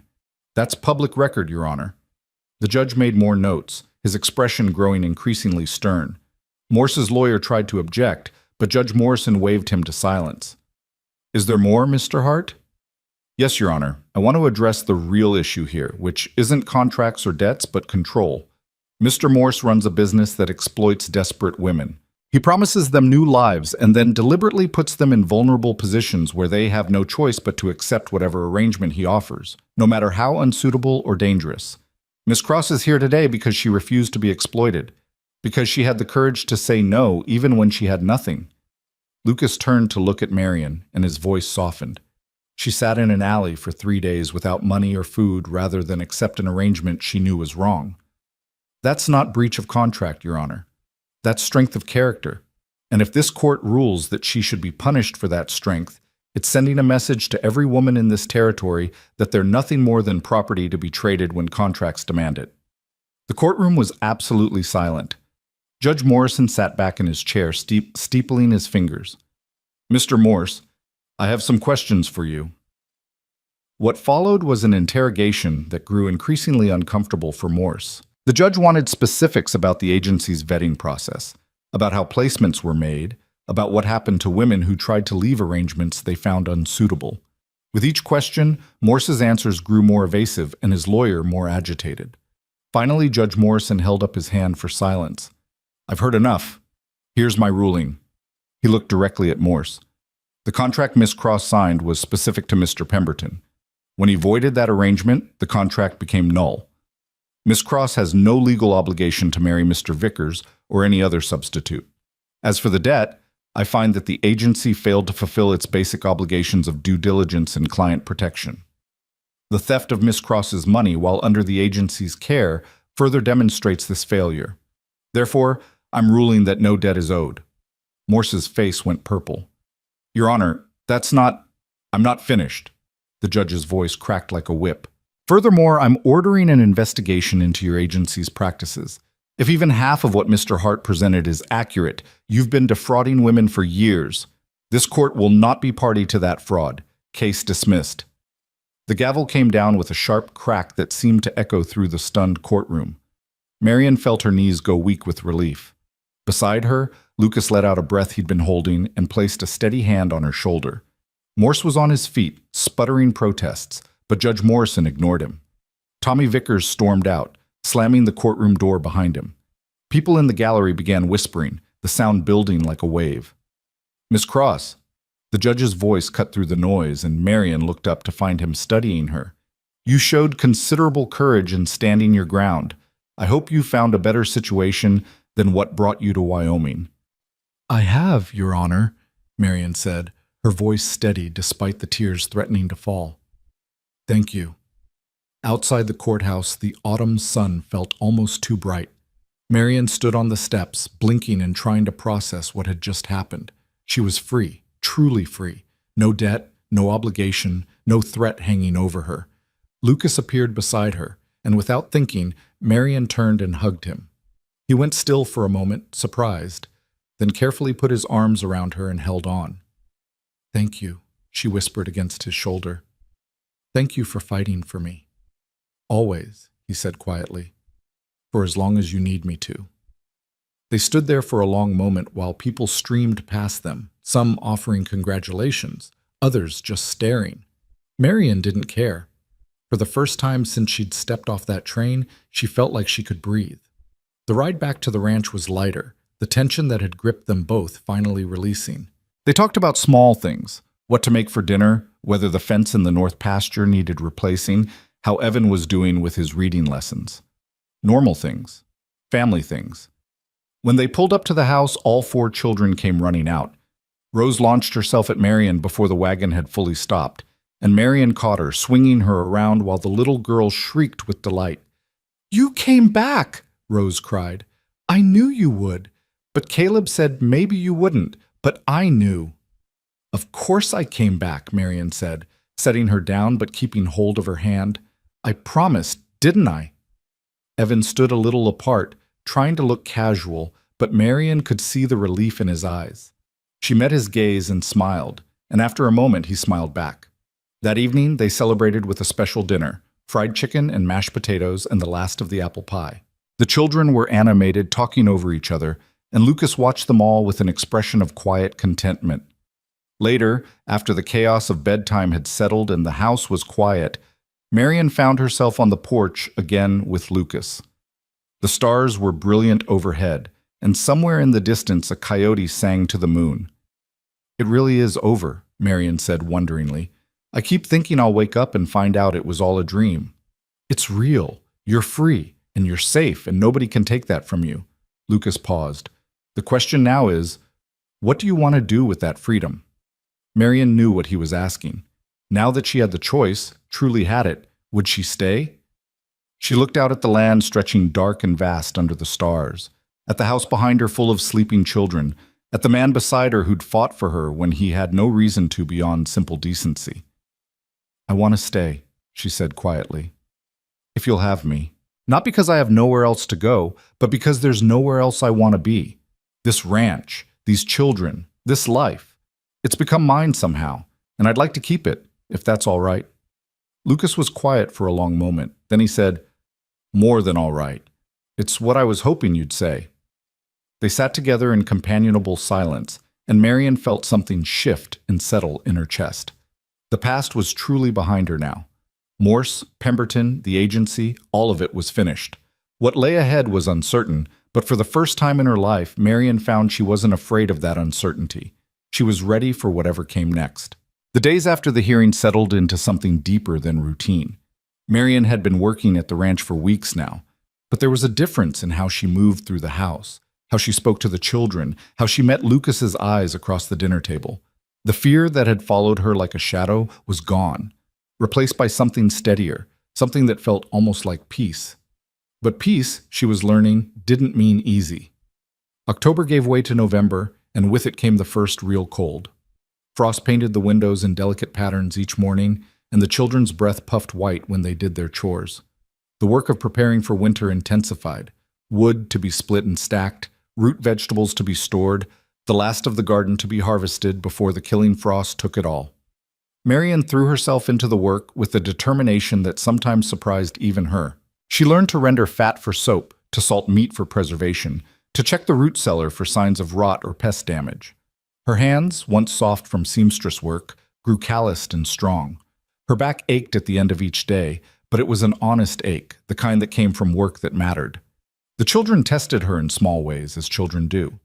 Miles and Caleb brought a snake into the house, hiding it in a basket near where Marian was working. When she discovered it, she'd calmly carried the basket outside, released the snake, and informed the boys they'd be doing their own laundry for a week. They'd grumbled but accepted the consequence without argument, and the next day Miles had shyly asked her to teach him how to darn his own socks. Rose tested her differently, with questions that came at bedtime when the little girl was supposed to be sleeping. "If you got married, would you leave us? And do you think about your real family? And once, heartbreakingly, do you wish you had different children instead of us?" Marian had pulled Rose into her lap for that question, holding her close. "Sweetheart, I don't have any other children. I just have you and your brothers, and I wouldn't trade any of you for anything in the world. Not even for real ones. You are real, Marian had said firmly. You're as real as it gets. But it was Evan who tested her most, with his silences and his watchful eyes, and the way he sometimes looked at her like he was waiting for her to prove him wrong about something. He worked from dawn to dark alongside his father, shouldering responsibilities no 13-year-old should have to carry, and he rarely asked for anything, which was why Marian noticed when he started struggling with his reading lessons. She'd found him one evening in the barn, sitting in the loft with a book open on his lap and frustration written across his young face. He didn't hear her approach, and when she climbed the ladder, he startled and tried to hide the book. "I'm just taking a break," he said defensively. "May I?" Marian gestured to the space beside him. He shrugged, which she took as permission. She settled onto the hay and glanced at the book, a worn copy of adventure stories, the kind boys his age typically devoured. "Having trouble with that one?" she asked gently. "No." Then after a pause, "Maybe. Some of the words are strange. Can I help?" Evan's jaw tightened. "Pa says reading is important, says I need to keep up with it, even with all the ranch work, but he doesn't have time to help, and I don't want to bother him with it when he's already doing so much." "What if you bothered me instead?" Evan looked at her suspiciously. "You'd do that." "I was a seamstress, but before that I helped in a school for a few years. I'm good with reading, and I'd like to help if you'll let me." He studied her face for a long moment, then slowly handed her the book. They sat together in the warm dimness of the barn while Marian helped him work through the difficult passages, explaining words and context without making him feel foolish for not knowing. By the time they climbed down from the loft, something had shifted between them. The next evening, Evan appeared at the kitchen table after supper with his book. "If you're not too busy," he said quietly. Marian smiled. "I'm never too busy for this." It became a nightly ritual. After the dishes were done and the younger children were getting ready for bed, Evan would bring his book and Marian would sit with him, helping him improve not just his reading, but his understanding of what he read. Sometimes Miles and Caleb would join them, drawn by the sound of Marian's voice as she read aloud from the more exciting passages. Even Rose would creep close, her doll tucked under her arm, listening with wide eyes to stories of adventure in distant lands.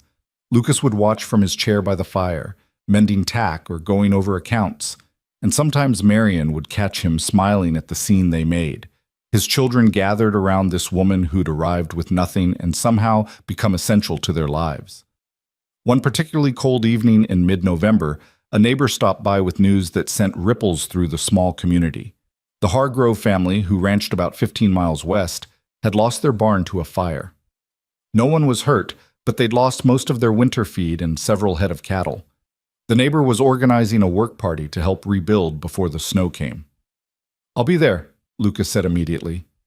"Evan, you'll come with me. We'll leave before dawn tomorrow." After the neighbor left, Lucas turned to Marian. "It'll be 3, maybe 4 days of work. Can you manage here with just the little ones?" "Of course," Marian said, though the thought of Lucas and Evan being gone sent an unexpected flutter of anxiety through her chest. "We'll be fine." The next morning, she woke to find Lucas already loading the wagon with tools and supplies. Evan was checking harnesses, his breath misting in the pre-dawn darkness. Marian had risen early to pack food for their journey, bread and cheese and dried meat, along with a tin of cookies she'd made the day before. Lucas accepted the basket with a nod of thanks, then paused. "You've got the rifle?" "In the pantry, like you showed me. And you know how to use it?" "I do." Lucas had insisted on teaching her shortly after the hearing, saying any woman alone on a ranch needed to know how to protect herself and the children. Marian had been a surprisingly good shot. "Good." Lucas hesitated, then added, "If anything feels wrong, anything at all, you take the children and go to the Thorntons. Don't wait. Don't try to handle it yourself. Just go." "We'll be fine," Marian repeated, touched by his concern. Lucas looked like he wanted to say something else, but Evan was already climbing into the wagon. With a final nod, Lucas swung up beside his son, and they rolled down the drive into the fading darkness. Marian stood on the porch until the wagon disappeared from sight, then turned to find Rose pressed against her side. "I don't like when Pa leaves," the little girl said quietly. I know, sweetheart, but he'll be back soon. Marion took her hand. Come on, let's get you and your brothers some breakfast. The first day passed easily enough. Marion kept the children busy with their regular chores and lessons, and by evening they were all tired enough to go to bed without argument. But as Marion locked the doors and checked the windows, she felt the emptiness of the house in a way she never had before. It wasn't fear, exactly, just awareness. She was responsible now, truly responsible, for 3 young lives. If something went wrong, there was no Lucas to turn to, no Evan to help shoulder the burden. It was just her. The thought should have been terrifying. Instead, it felt oddly empowering. The second day brought unexpected challenges. One of the horses colicked, and Marion spent 2 hours walking the animal and massaging its belly the way Lucas had taught her, while Miles and Caleb took over caring for Rose. By the time the horse was better, Marion's arms ached, and her dress was covered in stable dirt, but she felt a fierce satisfaction at having handled the crisis without help. That evening, as she was preparing supper, Miles appeared in the kitchen doorway looking sheepish. Miss Marion? Caleb fell out of the hayloft. I think he hurt his arm. Marion's heart jumped, but she kept her voice calm. Show me. Caleb was sitting in the barn, his face pale, and his left arm cradled against his chest. When Marion gently examined it, he hissed in pain. Can you move your fingers? She asked. He wiggled them, wincing. Good. I don't think it's broken, but it's definitely sprained. Marion looked at Miles. Run to the house and bring me clean cloths and the tin of salve from the shelf above the wash basin, and fill a bowl with cold water from the pump. While Miles ran his errands, Marion sat with Caleb, keeping him calm and still. When Miles returned, she cleaned the scrapes on Caleb's arm, applied the salve Lucas kept for injuries, and wrapped the sprain carefully. You're going to be sore for a few days, she told Caleb. No climbing, no heavy lifting. Your brother can handle your chores. Yes, ma'am, Caleb said quietly. Then, you're good at this.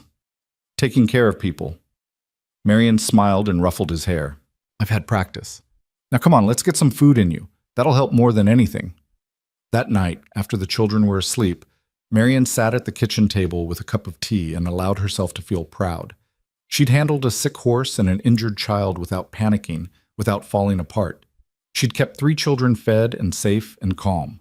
She was doing more than earning her place here. She was proving, to herself as much as to anyone, that she belonged. The third day dawned gray and cold with the smell of snow in the air. Marion woke the children early, wanting to finish outdoor chores before the weather turned. They were bringing in the last of the firewood when Rose suddenly pointed toward the road. Someone's coming! Marion's hand instinctively went to her pocket, where she'd been keeping a small knife since Lucas left. But as the rider drew closer, she recognized James Thornton from the neighboring ranch. He pulled up near the porch, his expression serious. Miss Cross, is Lucas around? He's helping the Hargroves with their barn. Won't be back until tomorrow, probably. Is something wrong? Thornton dismounted, glancing at the children. Could we talk inside? Marion's stomach tightened, but she kept her voice steady. Miles, take Rose and Caleb to gather eggs. I'll call you when it's time to come in. Once the children were occupied, Thornton followed Marion into the house. He stood awkwardly in the kitchen, turning his hat in his hands. There's been some trouble in town, he said finally. Franklin Morse was arrested yesterday. Turns out that investigation Judge Morrison ordered turned up evidence of fraud going back years. Morse was taking money from men for placements he never actually arranged and charging women for services he never provided. The territorial marshal got involved. Marion felt relief flood through her. That's good news, isn't it? Mostly. But here's the thing. Tommy Vickers is claiming he paid Morse $200 for your placement. Says he's owed either you or his money back. And since Morse is in jail, he's looking to you for satisfaction. That's absurd. I never agreed to anything with Vickers. I know that, and the law knows that. But Vickers is drunk most of the time these days, and he's been making threats. Sheriff wanted me to pass along a warning. Lucas should probably know, and you should be careful until this all gets sorted out. After Thornton left, Marion stood in the kitchen trying to calm the anxiety rising in her chest. She'd thought this was over, thought she was safe, but apparently the past wasn't quite finished with her yet. She spent the rest of the day in a state of heightened awareness, jumping at every sound, watching the road for riders that didn't come. The children sensed her tension and grew quiet, speaking in whispers and staying close to the house. That evening, as Marian was preparing supper, she heard horses. Multiple horses, moving fast. "Children, upstairs," she said quietly but firmly. "Now." "But," Miles started, "now." Something in her tone made them obey without further argument. Rose started to cry, but Caleb took her hand and led her toward the stairs. Miles hesitated at the bottom, clearly torn between obeying and staying to help. "Go," Marian said. "Lock yourselves in your room and don't come out until I tell you it's safe." She waited until she heard the door close upstairs, then retrieved the rifle from the pantry. Her hands were steady as she loaded it, muscle memory taking over. She positioned herself by the window where she could see the approaching riders without being easily seen herself. 3 men. One was definitely Tommy Vickers, swaying in his saddle even at a distance. The other 2 she didn't recognize, friends of his probably, or men he'd paid to back his play. They pulled up in this yard and Vickers dismounted with the exaggerated care of someone very drunk. He shouted toward the house, his words slurred but his intent clear. "Marian Cross, you come out here. We got business to settle." Marian opened the door but stayed behind it, the rifle held steady and ready. "Mr. Vickers, you're trespassing. I'm going to have to ask you to leave." Vickers laughed, the sound ugly. "You gonna make me? You and what army?" "Me and this Winchester," Marian said calmly. "I'm a very good shot, Mr. Vickers. Mr. Hart made sure of that. Now, I'll ask one more time. Please leave this property." One of the other men leaned down to say something to Vickers, but Vickers shook him off. "I paid good money for you, $200. You think you can just—" "You paid money to a criminal who made you promises he had no right to make," Marian interrupted. "That's between you and Mr. Morse. It has nothing to do with me." "The hell it doesn't?" Marian raised the rifle slightly, enough that Vickers could see it clearly. "I don't want to shoot you, Mr. Vickers, but I will protect this property and the children in my care. You need to leave. Right now." For a long moment, they stood in a tense standoff. Then one of the other men said something low and urgent, and Vickers seemed to deflate slightly. He glared at Marian with bleary eyes, but he remounted his horse. "This isn't over," he said. "Yes, it is," Marian replied. "Go home, Mr. Vickers. Sleep it off, and don't come back here." They rode off, Vickers cursing and the others trying to quiet him. Marian stood in the doorway until they were out of sight, then carefully lowered the rifle. Her hands were shaking now, the adrenaline catching up with her. "Miss Marian?"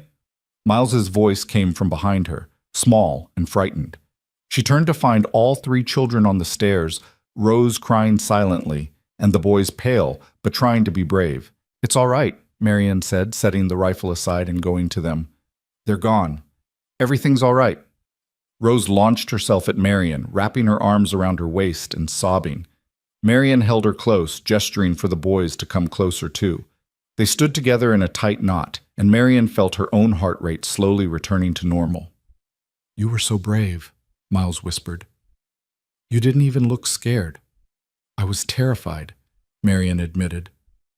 "But sometimes being brave means doing what needs to be done, even when you're scared. And I needed to protect you. That was more important than being afraid." That night, she let all 3 children sleep in the main room by the fire, making pallets from blankets and staying awake herself to keep watch, just in case. But Vickers didn't return. When Lucas and Evan rode up the next afternoon, Marian was hanging laundry in the yard. She heard the wagon and turned, and something in her face must have shown because Lucas was off the seat and striding toward her before Evan had even set the brake. "What happened?" he demanded. Marian told him everything, Thornton's warning, Vickers' visit, how she'd handled it. Lucas's expression grew darker with every word, but when she finished, he surprised her. "You did exactly right," he said quietly. "You kept the children safe. You didn't back down, and you didn't shoot unless you had to. I'm proud of you." The words hit Marian harder than she expected. Proud. When was the last time anyone had said that to her? "I was so scared," she admitted. "The whole time I was terrified I'd do something wrong, that someone would get hurt." But they didn't. You handled it. Lucas paused, then added, I'm sorry I wasn't here. You were where you needed to be, and I was where I needed to be. Marion managed a smile. We managed just fine. That evening, after the children were in bed and the house was quiet, Lucas made a trip into town. He returned late, but his expression was satisfied. Sheriff arrested Vickers for trespassing and threatening behavior, he reported. He'll spend a few days in jail sobering up, and when he gets out, he'll have a restraining order keeping him away from this property and you specifically. If he violates it, he goes back to jail. This time, it really is over. Marion let out a breath she hadn't known she was holding. Thank you. Stop thanking me. You're part of this family, Marion. Protecting you is the same as protecting any of the kids. It's not something that needs thanks. It's just what we do. Part of this family. The words echoed in Marion's mind long after Lucas had gone to bed. The incident with Vickers seemed to mark a turning point. The children's acceptance of Marion deepened from tolerance to something more genuine. Rose started calling her Miss Mary and began asking her opinion on everything from what dress to wear to what stories were best for bedtime. Miles and Caleb competed for her attention at meals, each trying to tell her about their day first. And Evan, reserved Evan, started seeking her out for conversations that had nothing to do with chores or reading lessons. One evening, he found her mending socks in the kitchen and sat down across from her. Can I ask you something? He said. Always. Do you miss your old life in Philadelphia? Marion considered the question carefully. I miss some parts of it. I had a friend there, Mrs. Chen, who owned the boarding house where I lived. She was kind to me. I miss her. But not the rest? The rest was just existing. I worked, I paid my rent, I went to sleep and woke up and did it all again. It wasn't really living. Evan nodded slowly. Ma used to say that living and surviving weren't the same thing. She said surviving was just getting through each day, but living was finding reasons to be glad you did. Your mother was a wise woman. She would have liked you, Evan said quietly. I think you would have been friends. The simple statement brought tears to Marion's eyes. She reached across the table and squeezed Evan's hand, and he didn't pull away. As November turned toward December, the first snow came. Marion woke one morning to find the world transformed, everything covered in a blanket of white that made the landscape look soft and new. The children were beside themselves with excitement, and even Lucas smiled at their enthusiasm as they rushed outside to play. Marion stood on the porch, wrapped in a shawl, and watched them. Miles and Caleb were already building something that might have been a snowman or might have been a fort. It was hard to tell. Rose was making snow angels, her delighted laughter ringing clear in the cold air. And Evan, trying to maintain his teenage dignity, was nevertheless engaged in a snowball fight with his brothers. Lucas came to stand beside Marion, 2 cups of coffee in his hands. He offered her one, and they stood together in comfortable silence. First snow of the season, he observed. Always feels like a beginning somehow. Does it? Marion took a sip of coffee, savoring the warmth. Sarah used to love the first snow. Said it made everything clean and new, gave you a chance to start fresh. He paused. I think she'd be happy seeing the kids like this. Happy again. You've done a wonderful job with them. They're good children. We've done a good job, Lucas corrected gently. You've been as much a part of raising them these past months as I have. Maybe more, in some ways. Marion felt warmth that had nothing to do with the coffee spreading through her chest. They're easy to love. They love you too. Maybe you haven't noticed, but they do. Rose tells everyone in town about her Miss Mari. The boys actually do their chores without being reminded because they know you'll notice and say you're proud of them.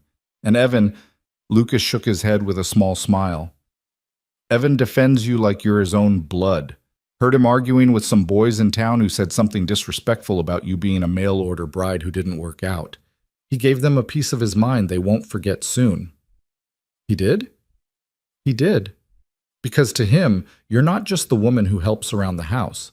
You're family. They all feel that way. And you? The question slipped out before Marion could stop it. How do you feel? Lucas turned to look at her fully, his expression serious. I feel like the day I drove into that alley might have been the luckiest day of my life. I feel like you've brought something back to this house that I thought we'd lost forever. And I feel like I want you to stay, not because we need the help, but because this family isn't complete without you." Marion's breath caught. Before she could respond, Rose came running up, snow covering her from head to toe. "Miss Mari, come make angels with me." The moment broke, but the words hung in the air between them.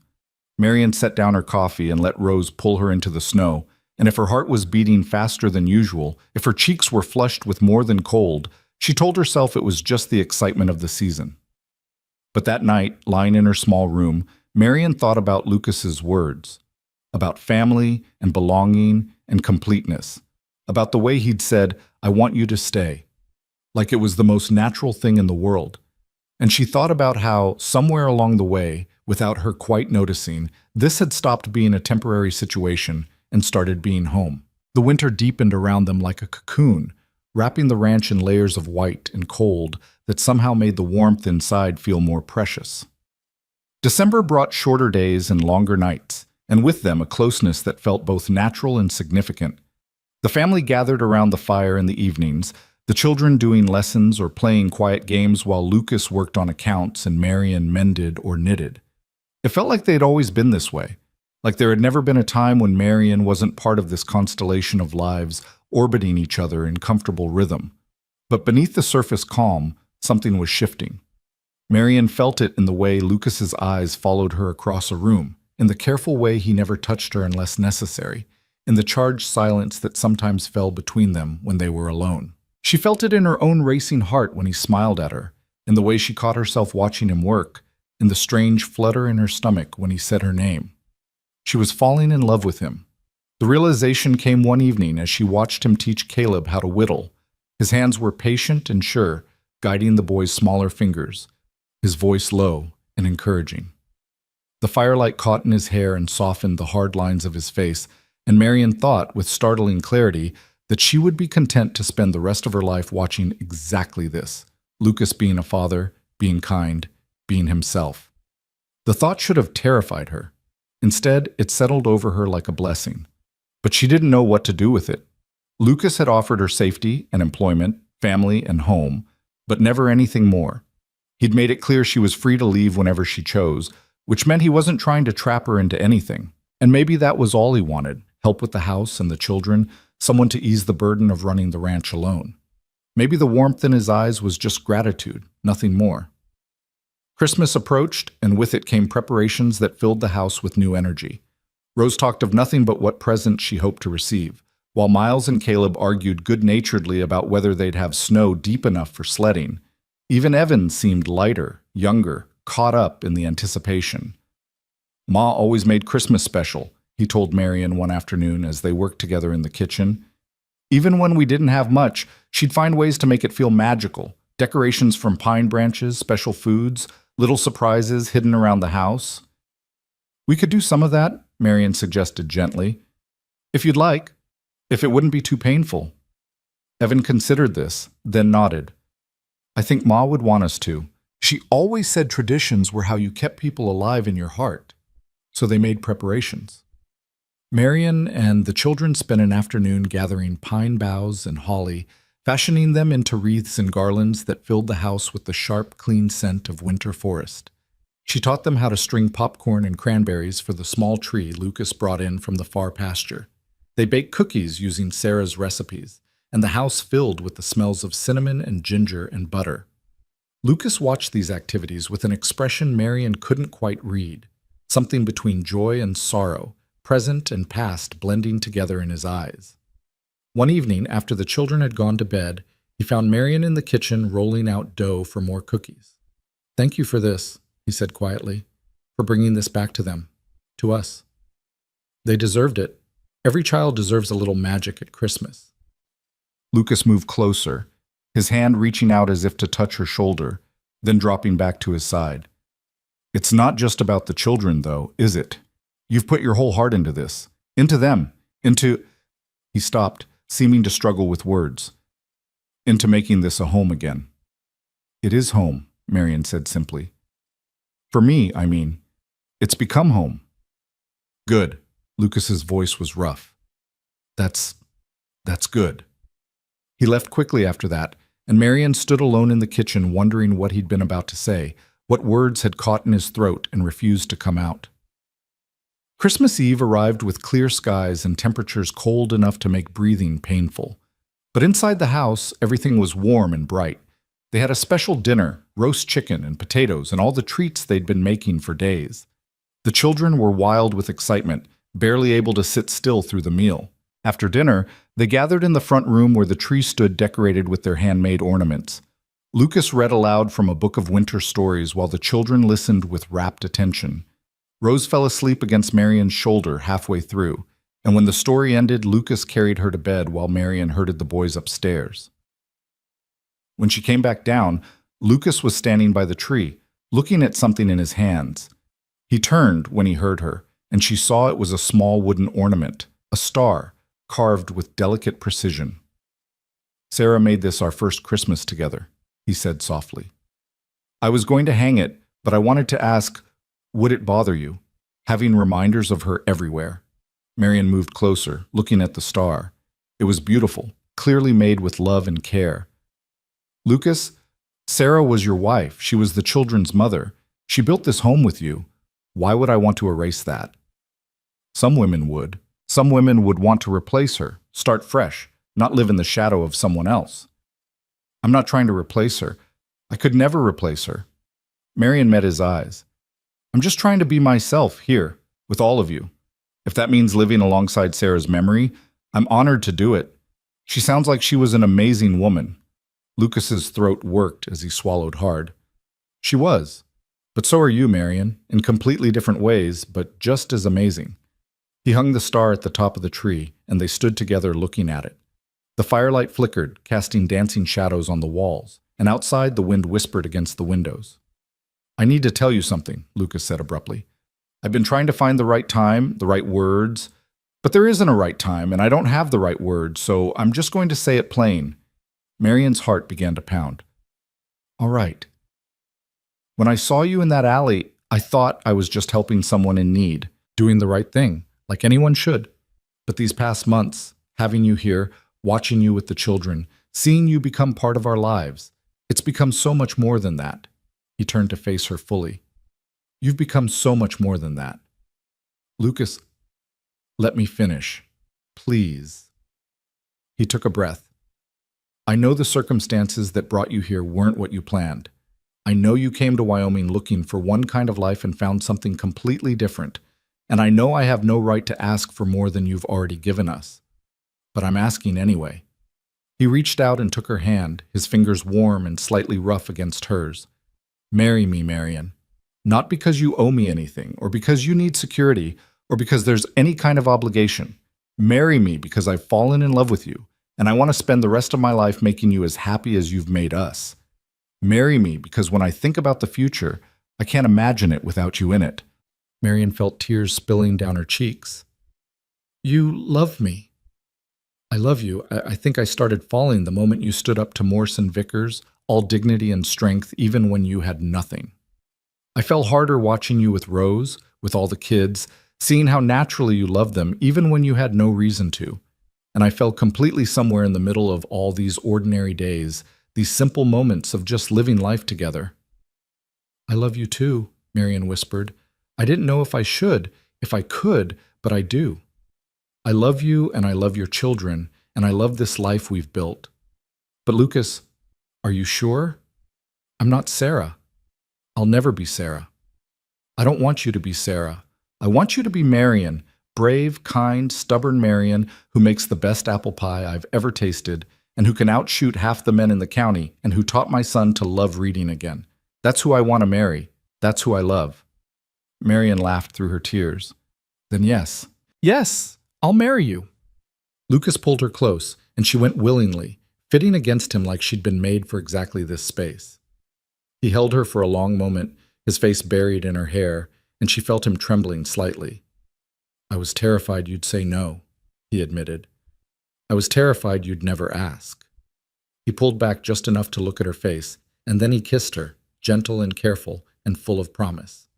Marion kissed him back, tasting salt from her tears and feeling something in her chest crack open and bloom like spring flowers pushing through snow. When they finally separated, Lucas rested his forehead against hers. The children are going to be impossible tomorrow. Rose has been asking me when I was going to marry you since about 2 weeks after you arrived. Marian laughed. She has? She has. Very insistent about it. Said we were already acting like a family, so we might as well make it official. Lucas smiled. She's wiser than she has any right to be at 5 years old. They stayed up late that night, talking about everything and nothing, making plans, sharing dreams, simply being together in this new way. When Marian finally went to her room, it was nearly dawn, and she felt like she was floating. Christmas morning brought chaos in the best possible way. The children thundered down the stairs at first light, and their shouts of delight at the small presents under the tree, books and carved toys and new winter clothes, filled the house with joy.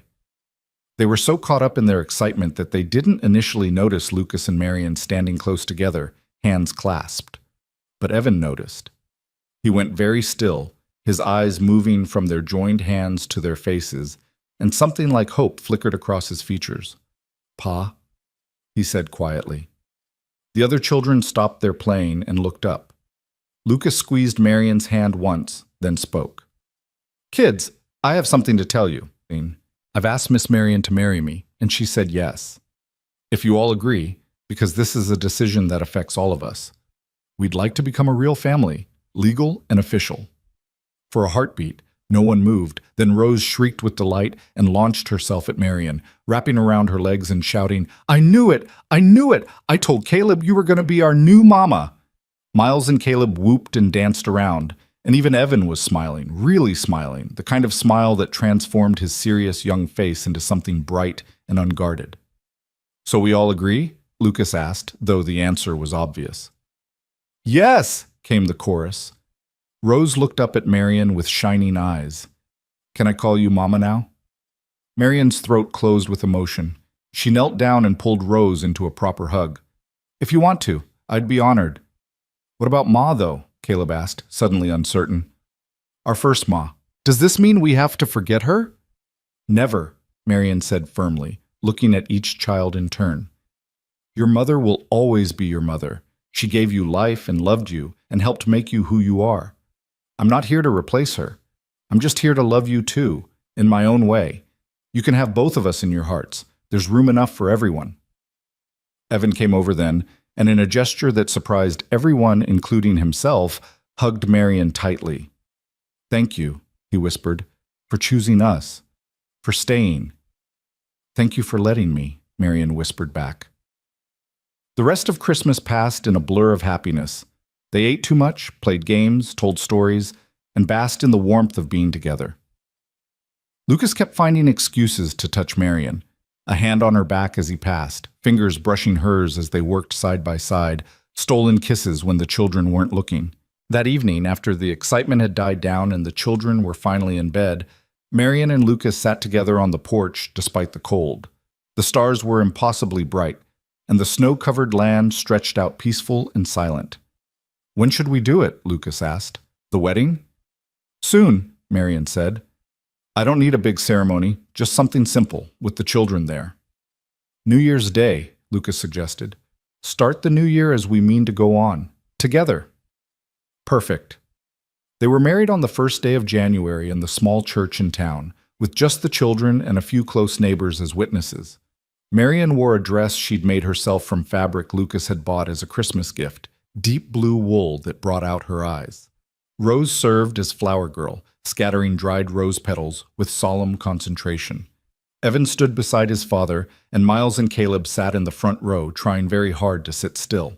The ceremony was simple and brief, but when Lucas slipped a plain gold band on Marian's finger and promised to love and cherish her, she felt the weight and truth of those words settle into her bones. When she made her own promises, she meant every word. They were sealing something that had already been built over months of shared work and shared life, making official what had already become real in their hearts. After the ceremony, they returned to the ranch for a celebration meal. The neighbors had brought food, and the house filled with talk and laughter. But eventually the guests left, and it was just the 6 of them, a family, complete and whole. That night, as Marian tucked Rose into bed, the little girl grabbed her hand. "Mama? Yes, sweetheart? Are you happy?" Marian smiled. Happier than I ever thought possible. Good. Because we love you very much, all of us. I love all of you too, more than words can say. After Rose fell asleep, Marian made her way to the room she would now share with Lucas, the master bedroom that had once belonged to him and Sarah. Lucas had asked if she wanted to change anything about it, make it feel more like hers, but Marian had said no. It was perfect as it was, full of history and love and the echoes of the family that had been built here. Lucas was waiting for her, sitting on the edge of the bed and looking nervous in a way that made her love him even more. I never thought I'd have this again, he said as she closed the door behind her. A wife, a partner, someone to share everything with. Neither did I. Marian moved to stand in front of him. When I was sitting in that alley, I thought my life was over. I thought I'd used up all my chances at happiness, at belonging, at love. And now? Now I know it was just beginning. She reached out and touched his face, tracing the strong line of his jaw. You saved my life that night, Lucas. Not just from Morse and Vickers, but from giving up. You reminded me that I was worth saving. You saved mine too, Lucas said, catching her hand and pressing a kiss to her palm. This house was just a place we existed in, going through the motions. You made it a home again, made us a family again. He pulled her down beside him, and they sat together in the quiet darkness. Two people who'd both known loss and loneliness, who'd both learned that sometimes the end of one story was just the beginning of another. The winter passed in a series of small, perfect moments. Mornings waking up beside Lucas, feeling the solid warmth of him and knowing he was hers. Evenings with all the children gathered close, reading or talking or just being together. The daily work of the ranch that felt less like labor and more like living, every task a thread in the tapestry of their shared life. In March, Lucas made a trip to town and came back with papers from the courthouse. He gathered the family in the kitchen and spread the documents on the table. I've done something, and I wanted you all to see it official, he said. These papers name Marian as the legal mother of all four of you. Not just my wife, but your mother in the eyes of the law, which means you're bound together not just by choice and love, but by every protection the law can offer. Evan looked down at the papers, his eyes scanning the formal language. When he looked up, his face was wet with tears he didn't bother to hide. We're really a family now, he said. Permanent. Forever. Forever, Lucas confirmed. Marian looked at each of their faces, Evan trying so hard to be grown up, but still just a boy who needed a mother. Miles and Caleb, rowdy and loving and loyal to their bones. Rose, sweet Rose, who'd claimed Marian as hers from almost the first moment. And Lucas, steady and strong and kind, who'd seen her when she was invisible and chosen her when she had nothing to offer but herself. I need to tell you all something, Marian said quietly. I want you to understand what this means to me, what you all mean to me. She took a breath, gathering her thoughts. I came to Wyoming as a mail-order bride because I was lonely and desperate and thought that being useful to someone was better than being alone. I thought I had to be chosen by a stranger, had to offer myself up like goods at market just for the chance to matter to someone. The children were very still, listening. But what I learned, what you all taught me, is that real family isn't about transactions or contracts or being sold to the highest bidder. Real family is about choosing each other every day in 1,000 small ways. It's about staying when things get hard. It's about loving each other, not because you have to, but because you want to. Marian's voice broke, but she continued. I wasn't rescued from that alley. I was chosen. And not just once, but over and over again, every time one of you included me in your lives, every time you trusted me with your hurt or your joy, every time you called me family, that choosing, that being chosen, changed everything. Lucas reached over and took her hand, and the children gathered closer, creating a tight circle of belonging. So yes, Marian finished, we're a family, permanent and forever, and I am the luckiest woman in the world because of it. Spring came, bringing green shoots pushing through the last of the snow, and with it came a sense of renewal. One warm evening in April, Marian stood on the porch watching the sunset paint the sky in shades of pink and gold. The children were playing in the yard, their laughter carrying on the gentle breeze. Lucas came to stand beside her, slipping an arm around her waist. "What are you thinking about?" he asked. "About how different my life is now from what I imagined it would be. About how much better it is." "Any regrets?" "Not a single one." Marion leaned into him, watching Rose try to teach her brothers how to make daisy chains. "Well, maybe one." Lucas tensed slightly. "What's that?" "I regret that I can't go back and tell the woman sitting in that alley what's waiting for her. Tell her that the worst night of her life is about to become the doorway to the best life she could imagine." Marion smiled. "But I suppose she had to go through that darkness to appreciate the light." "We both did," Lucas said softly. "Lost our way, lost people we loved, lost faith that anything could ever be good again, and then found each other." They stood together as the sun slipped below the horizon and the first stars began to appear. Inside the house, the lamplight glowed warm and welcoming. The children's voices rose and fell in the rhythm of play and happiness. Somewhere in the distance, a nightbird called. This was home.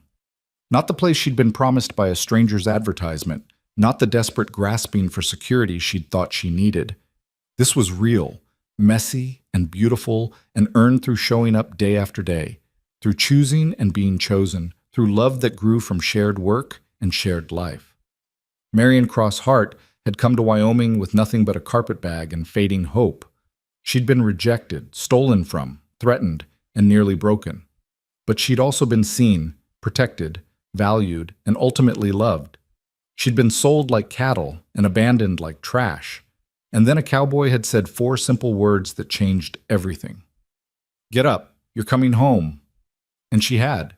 She'd gotten up, she'd come home, and in doing so, she'd found something more precious than she'd ever dared to dream. Not just shelter or security, but belonging. Not just a roof over her head, but a place in hearts that would hold her forever. She'd been chosen, and this time, the home she'd stepped into had chosen her back. That made all the difference.